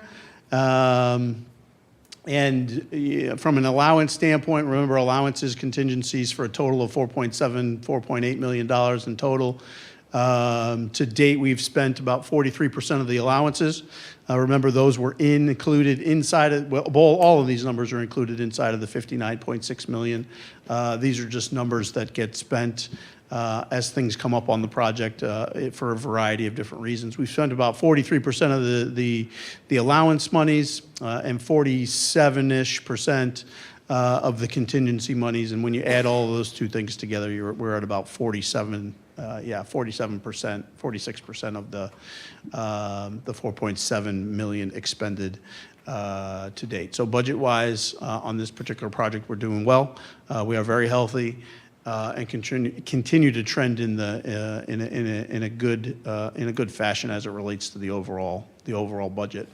I think with that, I can pause and take questions as it relates to the current construction, and then the May financials, and then we'll get into some of the public spaces in the building real quick. Great, thank you, Director. Any questions from my colleagues? Ms. Bowers?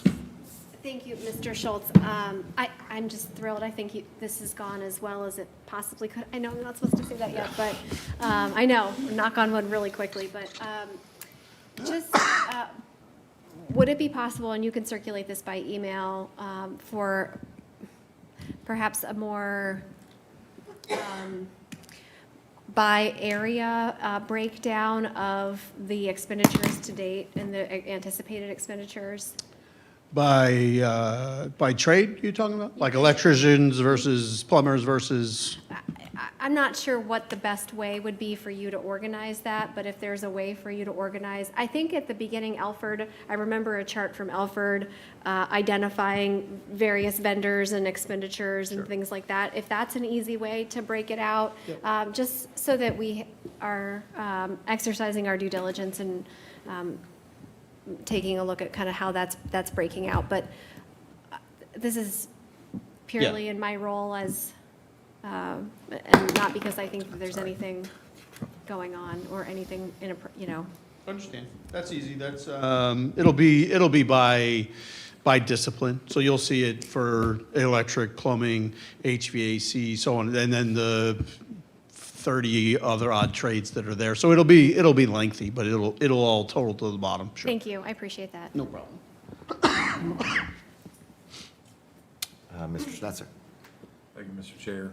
Mr. Schultz, just a clarifying question regarding the table there on the bottom left for budgeted allowances and contingencies. I just want to understand that a little bit better. Is the 1.844 million, do you get that by taking 43% of $1,054,000 and roughly 47% of? You get that. You get the 1.8.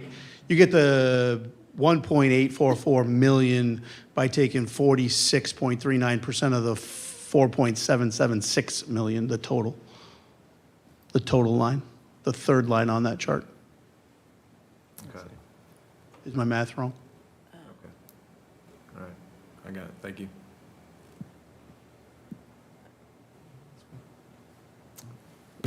Ms. Padova?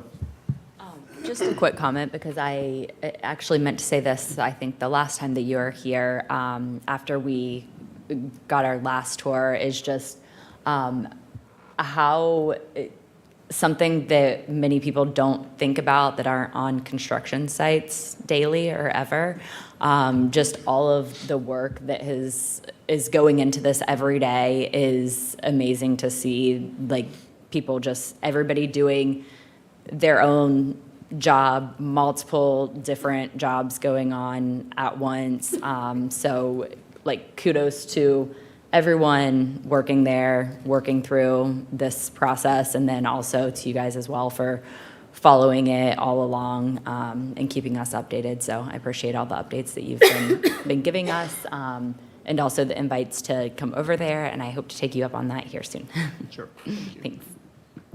Yeah, just to add to that, right? I say this a lot to you guys. I'm just the fortunate one that gets to give these types of updates. There is a whole host of folks, whether they're city staff, whether it's Alfred, whether it's MSA, many others, Terracon, local vendor, doing special inspections. Good big shout out to our inspectors in our building department, right? They're there daily doing inspections and making sure that we're getting a quality project. So appreciate the comments. Thank you, Director. Please Let's continue. take a quick peek inside, right? So I'm just going to highlight here on the project objectives. but the inviting and approachable space that we're creating a clear and civic presence, the community-focused and service-focused building, so on and so forth. I'm highlighting all these because what I'm going to show next is really the public spaces inside of the facility. What's up on the screen right now is not ultimately doing justice to the space in which is ultimately designed in this particular area. We're going to actually end with a little bit of a video. You guys have largely all seen this particular rendering that's in the upper left-hand corner of the main lobby as you come in. The main lobby, when you walk into this particular facility right now, obviously it looks like that picture was taken earlier today, but you can see how somebody would come and visit the space, how the customer service desk is oriented to the main door, how they see city council chambers. So is city council chambers all the way down this hallway? Let me go look. Nope, city council chambers is clearly located immediately to the right, and then ultimately you'll even find mayor's court, so on and so forth. So I'm going to rush a little bit through here in order to get to our little bit of a fly-through that we're going to see. But here's city council chambers. We've all seen this particular rendering, again, in the upper left-hand corner. The picture that's to the lower right, the construction photo, really doesn't do justice to the space, again, that's created, because it's a little bit, it's very well formed when you're in it, but it's a little bit hard to decipher in picture form. But you'll see the red dot, which is the main door or the main window above the main door. The purple dot is the center of the dais. The red line below the red dot is the approximate height of the dais overall. I'll remind everybody that's sitting up above us right now, we have a 3-step dais. This is a 1-step dais. And then the reveal, if you would, between where you guys are sitting in the countertop and the top of this particular dais, knock about another 6 inches off of that. So we're about 20 inches lower, which will create a whole lot different of a feel for you guys, plus the folks presenting. So, and then obviously what you're seeing on the far right side, as far as the blue dot goes, is the back door, where if it was mayor's court day and somebody was coming from holding, they would come through that door, see the magistrate, and then end up back in the backside of the facility. And then also remember too that there's the handicap ramp that was created here is actually an internal feature to the dais itself, right? So if at all we needed a ramp like that, it's already built into the facility, and that accommodation is already made, just as a note. Yeah, so I think what's next here is the fly-through. The fly-through, it's about 1 minute and 30 seconds or so. It basically is going to start at the front door. It's going to come into the main lobby. It's going to end. It's going to come through city council chambers. You're going to see mayor's court waiting area. It's going to go into the PD area, into the hard lobby where somebody would see police officers and such. It's going to come down the long corridor, end up in the senior center, and then ultimately end back down in the main lobby. Sorry, the music didn't get included in the fly through here, so I'm just going to be quiet as we fly through here.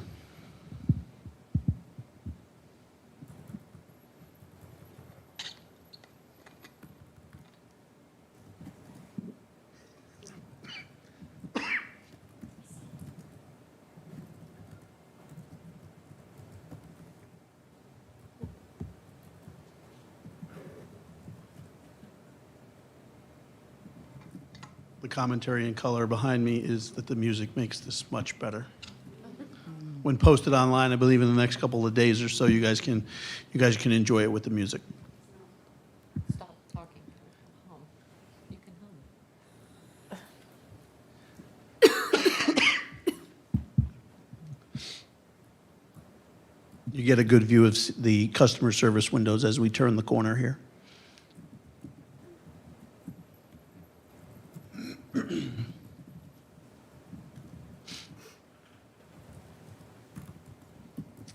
again, you know me, I can't be quiet, so I'll just continue to narrate a little bit.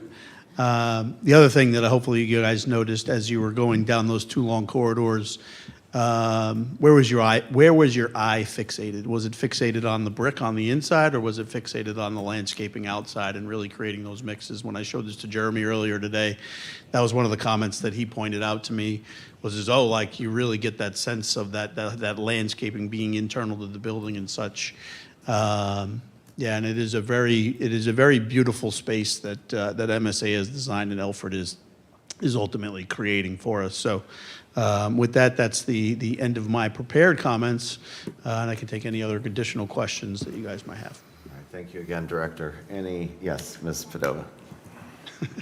Thank you for bringing up the landscaping.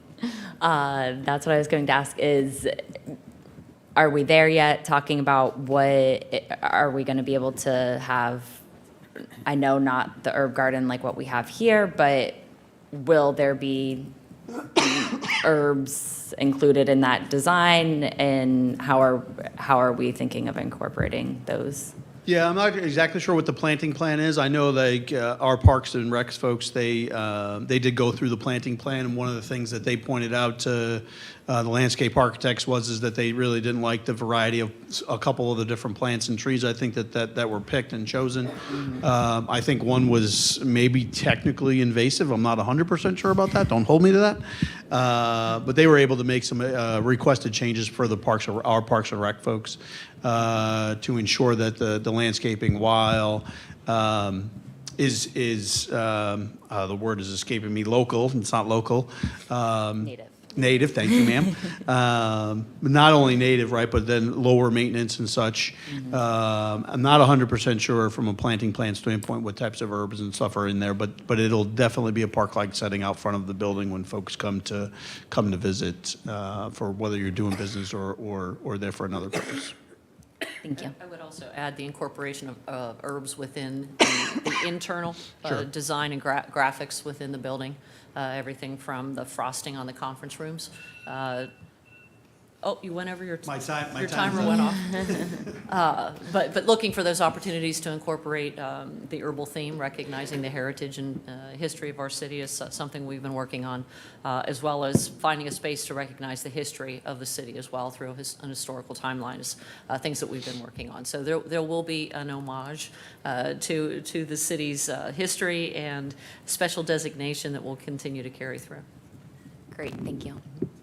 And we'll do a special presentation on the graphics package as well as we get a little bit deeper, closer to the fall time and such. This way you guys, can see what some of the things that'll be on frosting and such throughout the building. All right. Anything else for Director Schultz? Thank All you right, guys. seeing none, thank you very much, sir. Appreciate it. Go rest your voice. All right, next up, we have items from the Department of Parks and Rec. Good evening, Director.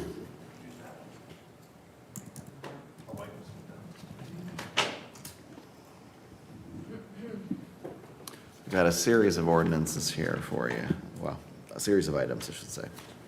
Yes, thank you. Good evening. I have a few. I do not have any fun videos, so you'll have to deal with my voice. The first item pertains to Sunpoint Park.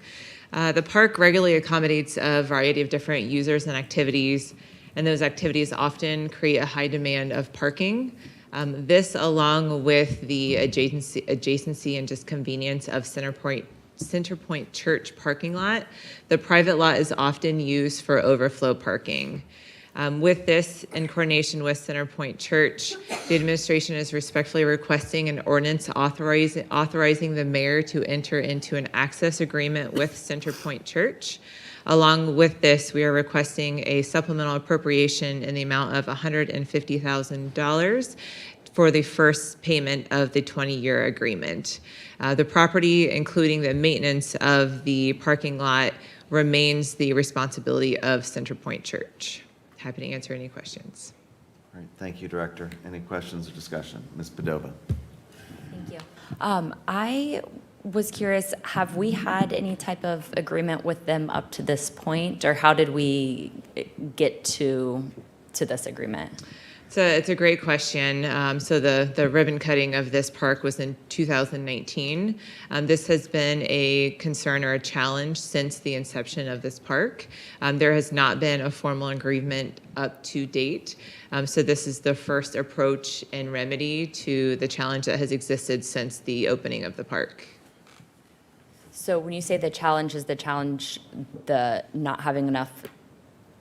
Is the challenge that people are parking there now and they're upset about that, or is? The church is not upset about the parking. However, it is a private lot, and so there are responsibilities in regards to the maintenance of that lot.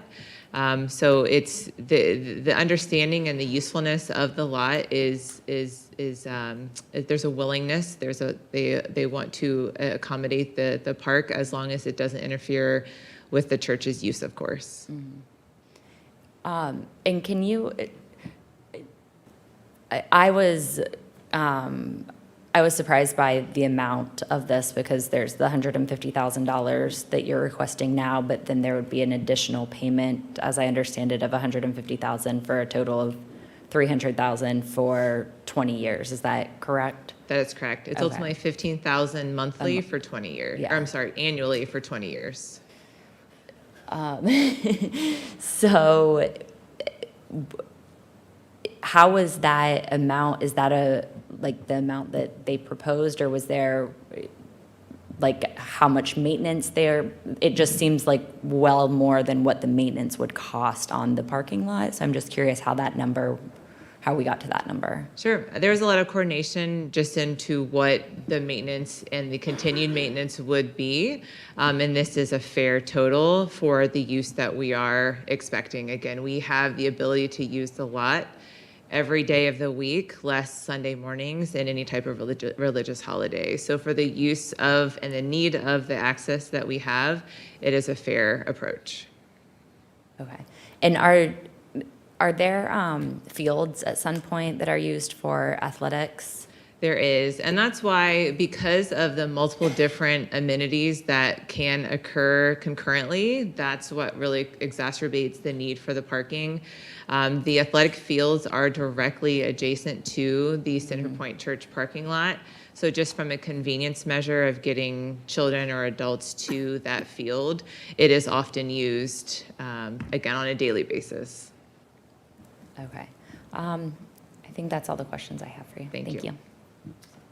Ms. Jones? The maintenance is the church's responsibility, but do we have expectations? Like, do we get to request or dictate, or we're giving them money, I guess, do we have a list of maintenance expectations? The access agreement does outline an expectation, Okay. in some Okay, cases, relining the parking lot every 2 years at minimum. They are also responsible for any type of snow clearing or debris within the lot. So there is an expectation of improvements to facilities. Okay, thanks. You're welcome. Mrs. McGregor? I know it does seem like a lot of money, but that's a large parking lot. How much would it cost to pave it for one time? Do you have an estimate of like, If you were doing a full depth replacement, it would be well over $300,000. just for one time? That's correct. And so we probably never use the whole thing, but we use a good bit of it at times. We have in past used the whole lot, and that is, we do coordinate with the church. We're not just going to use it. We want to be good neighbors, but we do host events like National Night Out there or other events where we do utilize their lot. So it is possible, and we have in the past. And again, since we do have the accommodation, we have the opportunity to use it more so often. To me, it seems like a very fair price for the time length. Sure.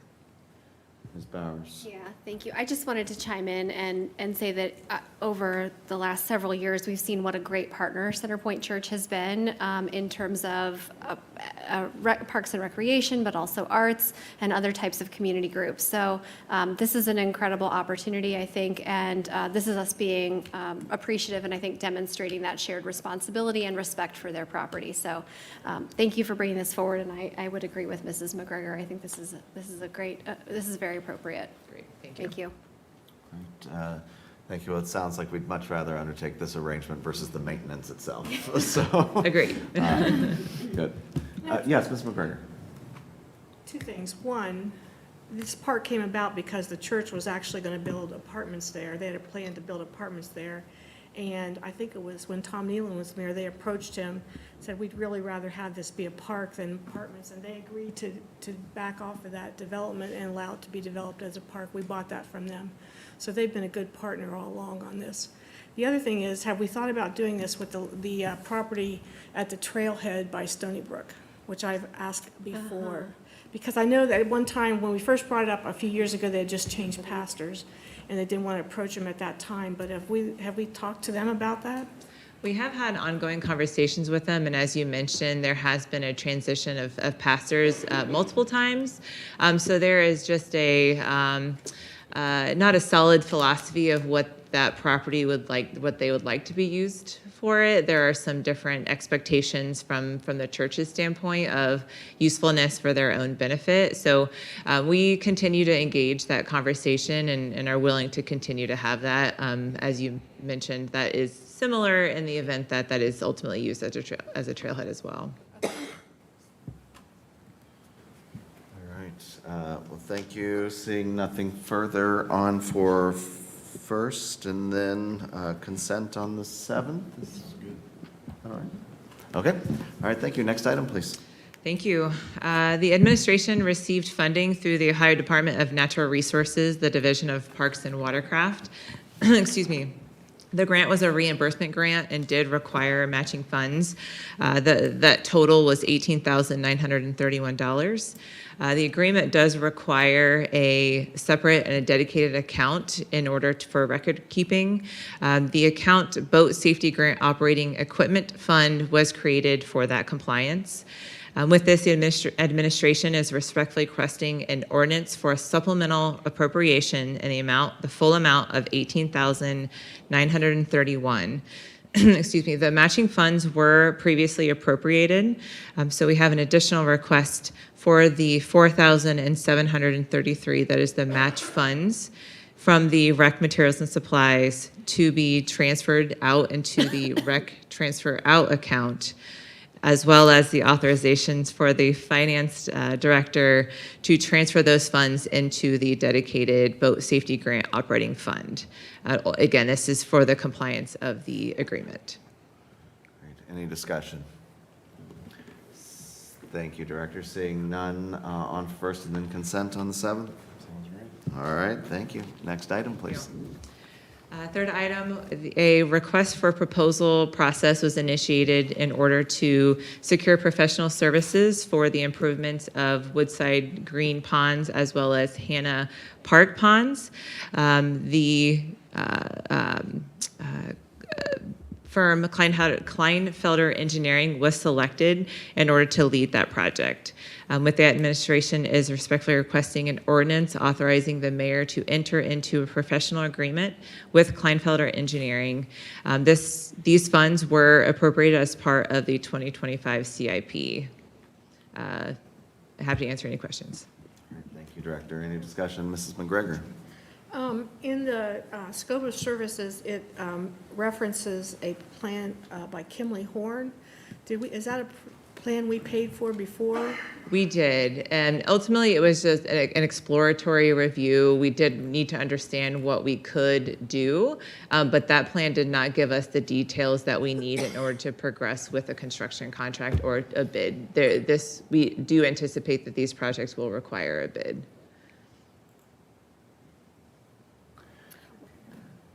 Ms. Bowers? Yeah, how was the decision arrived at to, I don't recall Gahanna Park being part of the discussion with regard to necessary pond maintenance. Could you share with us a little bit more about how that decision was arrived at? Sure. The park, it is a functioning stormwater pond, and just knowing the timeline of the development, it is understood that the earlier we progress with those improvements, the cheaper and the more beneficial and the better the ponds will be in production, rather than waiting until a later time. So this is really about the engineering and the infrastructure. That is correct. It is to maintain and continue to maintain the ponds as they're intended. Okay, thank you so much, Director. The scope mentioned improvements to the aesthetics of the ponds. Do you mind just sort of summing up for the record? what that would Absolutely. entail, please. Woodside Green in specific is a frequented pond for fishing. So anytime that we can take a look at those improvements from a recreational standpoint, we will. That does not, of course, guarantee that it's something that we can do, but we will understand what the feasibility of that construction is and also the overarching benefit to the park. So any usage as I mentioned, a pier to help fishing and to make it safer for younger kiddos or for anybody to enjoy fishing in that location, or slip ramps for boating. We often use the Gahanna ponds for learning to kayak for our summer camp operation or our larger events for the middle school adventure days. So again, just improving the programming of the ponds that we use now and just making them safer and just more accessible. Thank you. Mrs. McGregor? Wasn't the ponds at Hannah, didn't you bring that up last year about dredging? They needed to be dredged because of the silt, they've been silted in? Yes, and this is that. So we are just moving into that next step to determine what it is and what the depth of that dredging will need to be. Apologies, Mr. Renner. Well, it's fine. What kind of public awareness? I didn't see anything in the proposal that they're going to be in attendance with you or any kind of public meeting. So what kind of public awareness before this happens and explaining to the public the need, and what's going to happen? We'll definitely utilize this as an opportunity for education, not only just the reason why we're doing it and just the economic or the environmental benefit of it, but also it is, it might not be a glorious process, but it's a necessary one. So just preparing the park users for what to expect and the length of time to expect a potential disruption. So that will be for certain part of the process in a timely manner. Okay, so will that be a video then, or will it be, an on-site meeting or something? I mean, I'm just trying to think through what's in your head a little bit and then understand how did they get this information out to the greatest number of people? Yeah, we'll work with the experts of our marketing communications team, but multiple different avenues will be used, videos, letters, direct letters to the residents who surround that property who tend to be frequent users of those parks. Again, just project updates through our website, through the means of social media. So I think multiple different platforms will be necessary so that we're getting the information out to the appropriate people in an appropriate manner. Right. And then what time frame do you think that the actual activities will take place? The environmental and the permitting is going to take a significant amount of time. We do not anticipate this movement to occur in this year. We ultimately will see the potential that this could stretch multiple years. So the anticipation for any improvements to Gahanna Park, we do not anticipate until the year of 2027.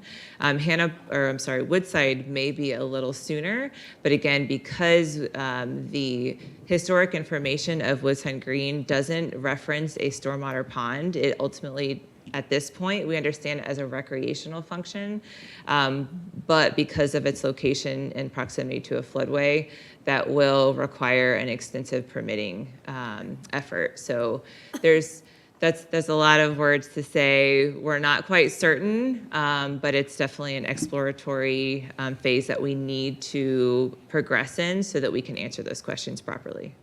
So I hate to ask it like this, but there's a potential that it could happen at a time where there's an increased number of users at the park, right?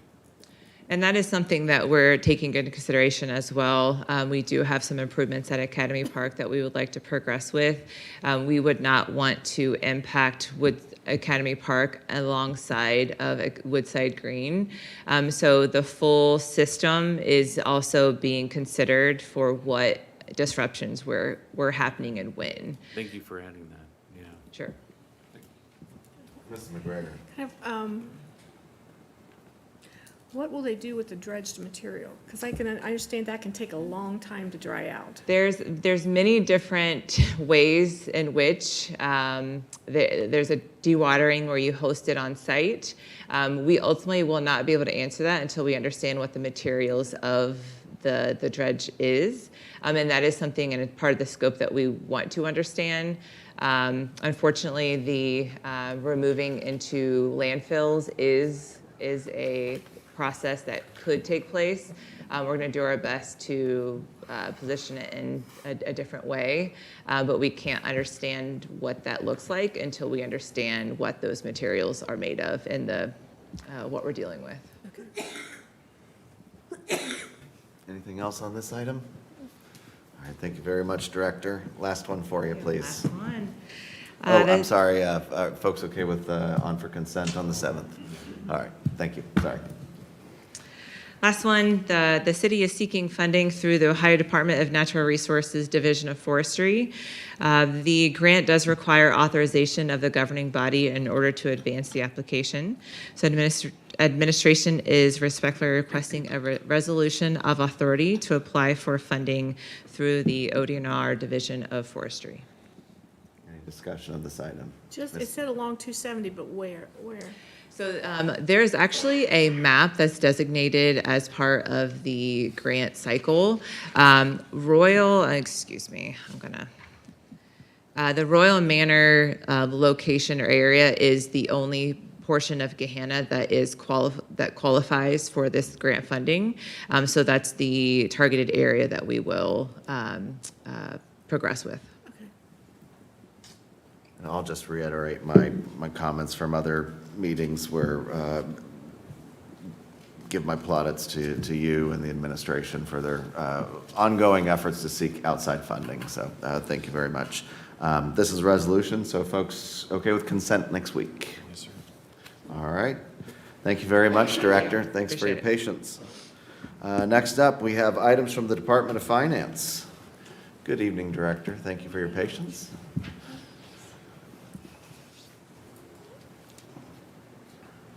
First item I have in front of you is just part of our normal budget monitoring process. We came across some accounts that look like they're going to need some more funding before the end of the year.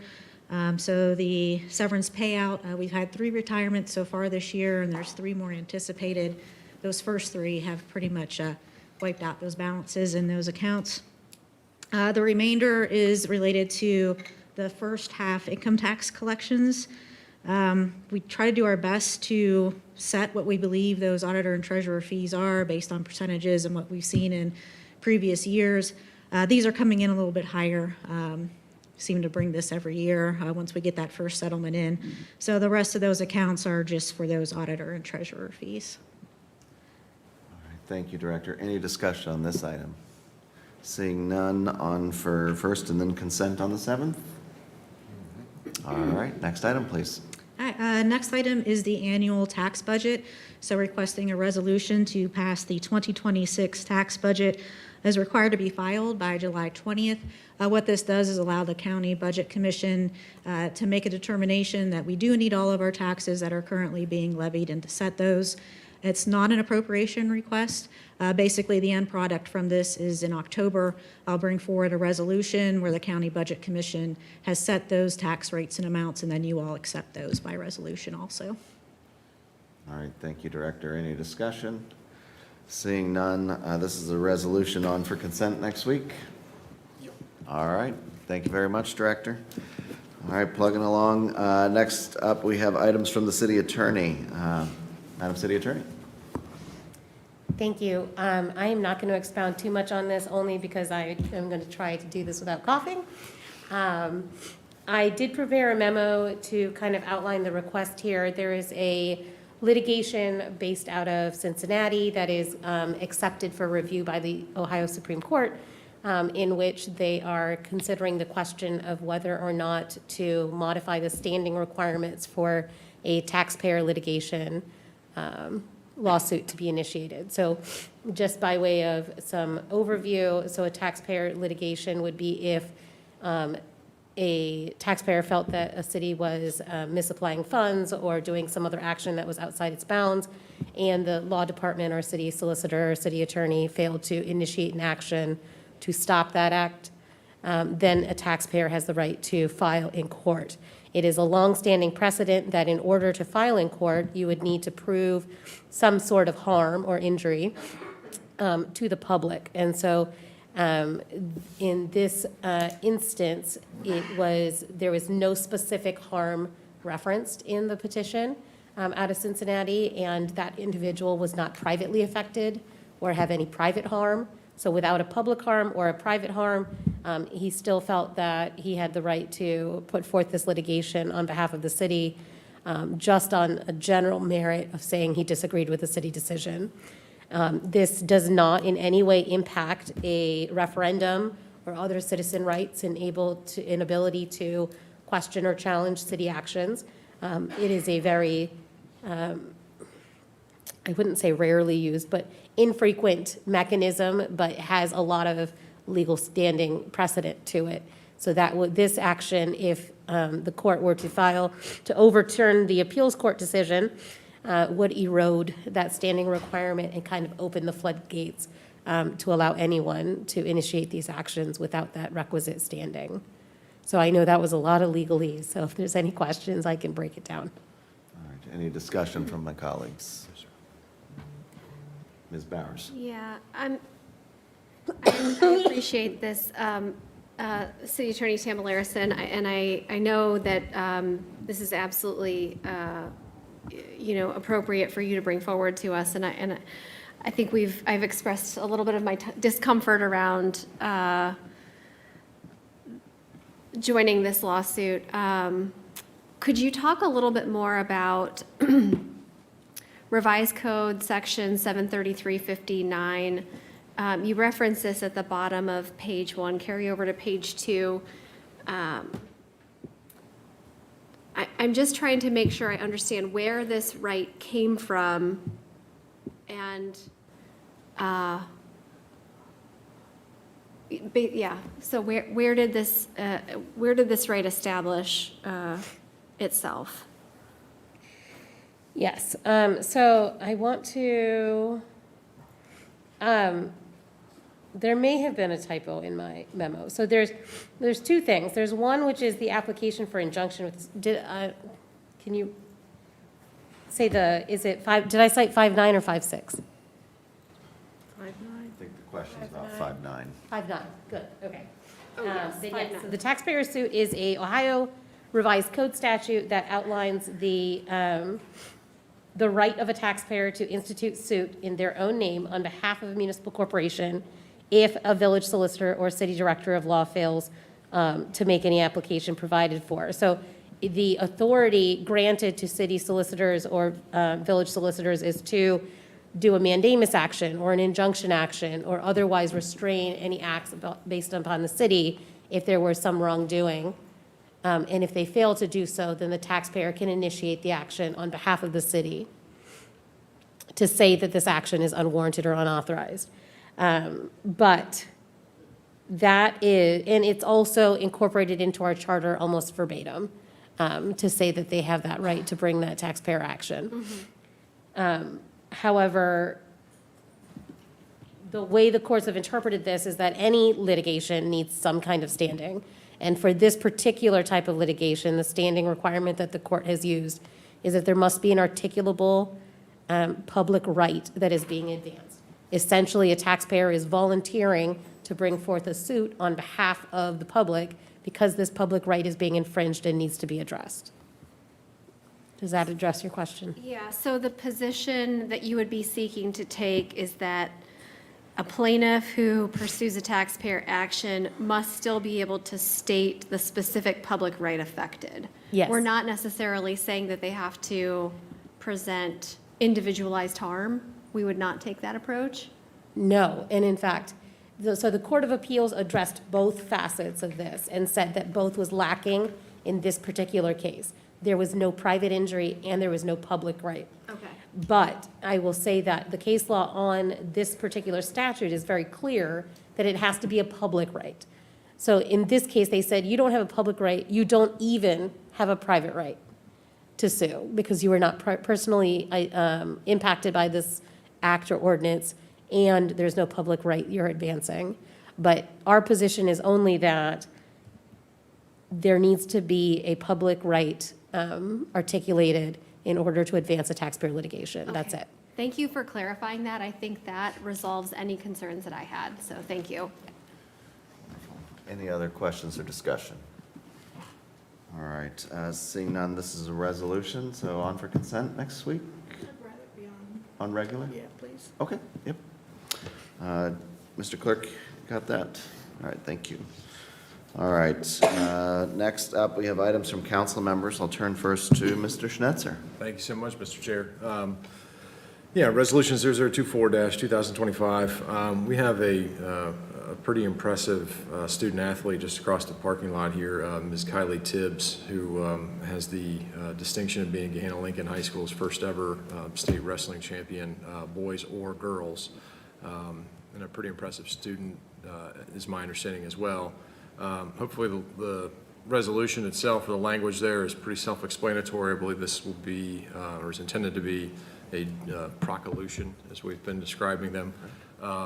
Certainly happy to make any amendments or edits as deemed necessary. I believe the administration has looked it over as well. Appreciate Jeremy's help in council office in crafting some of the language here. I do want to apologize in advance to my council colleagues because of Ms. Tibbs' international travels. Looking at a fairly tight schedule here, the goal would be to present this as early as next Monday, if at all possible. Thank you, Mr. Schnetzer. Any discussion of this? All right, I'll just say congratulations to Ms. Tibbs. Quite impressive, and with the GPA to boot, too. So, Sure. Any objections to being on the consent agenda next week? All right, thank you, Mr. Schnetzer. Thank you. Next, we'll turn to Ms. Jones. Yes, so we have a joint resolution and a proclamation honoring Juneteenth, and highlighting the Juneteenth celebration, which plug is this Saturday, before Creekside Blues and Jazz Festival. Language in the resolution is standard to what we've done before for the Juneteenth portion, and then we've just added a whereas speaking to the celebration happening and honoring the committee that has helped plan the celebration since the fall. And that would be for presentation next week, and we have asked the committee to be here as well. Thank you, Ms. Jones. Any discussion?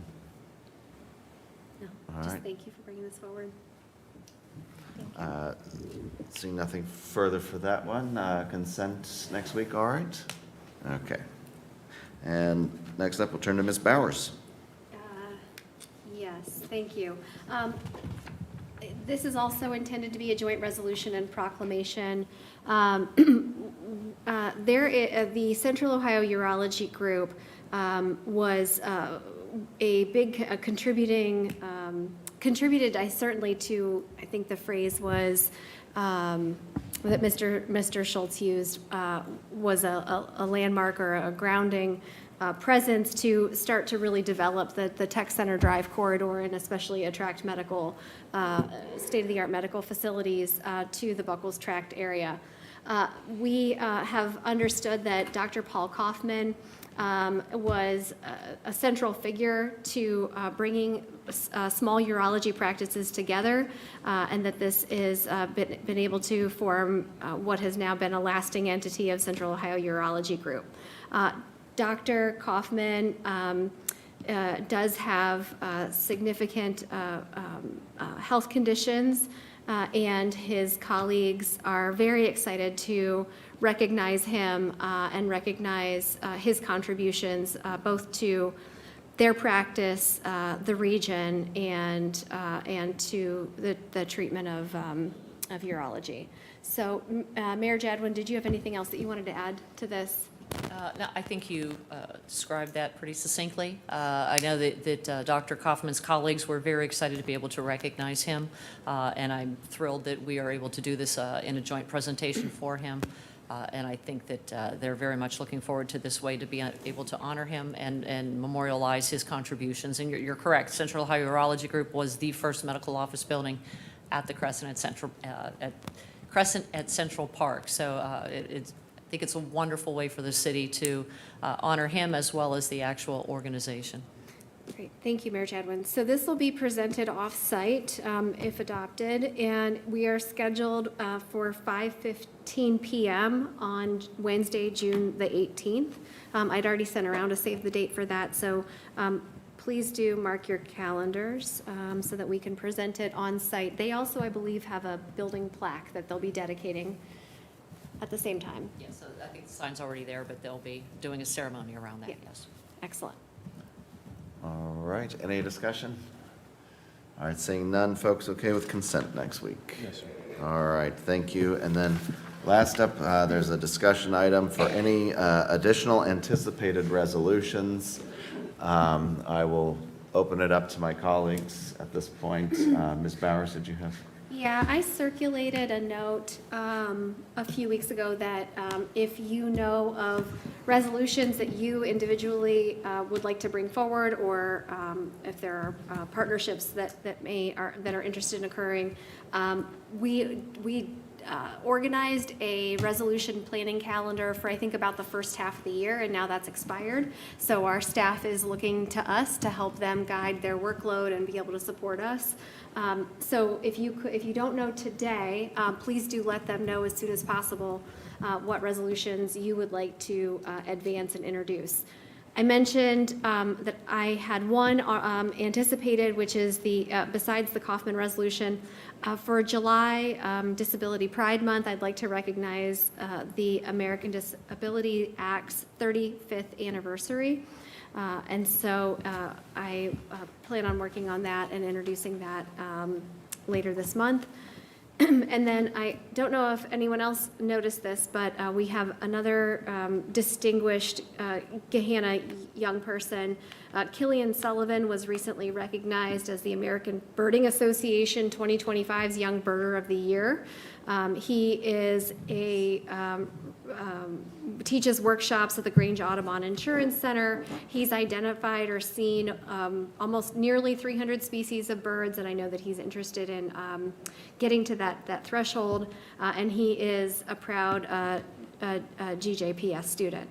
So I was interested in perhaps bringing him forward to recognize as part of World Animal Month and Habitat Day on October 6th. That might be 380 this year. I think it's 680 for his lifetime list. Oh, okay. I think that's, It includes like all over the world because they visit out of the country, so yeah. 300 might be this year.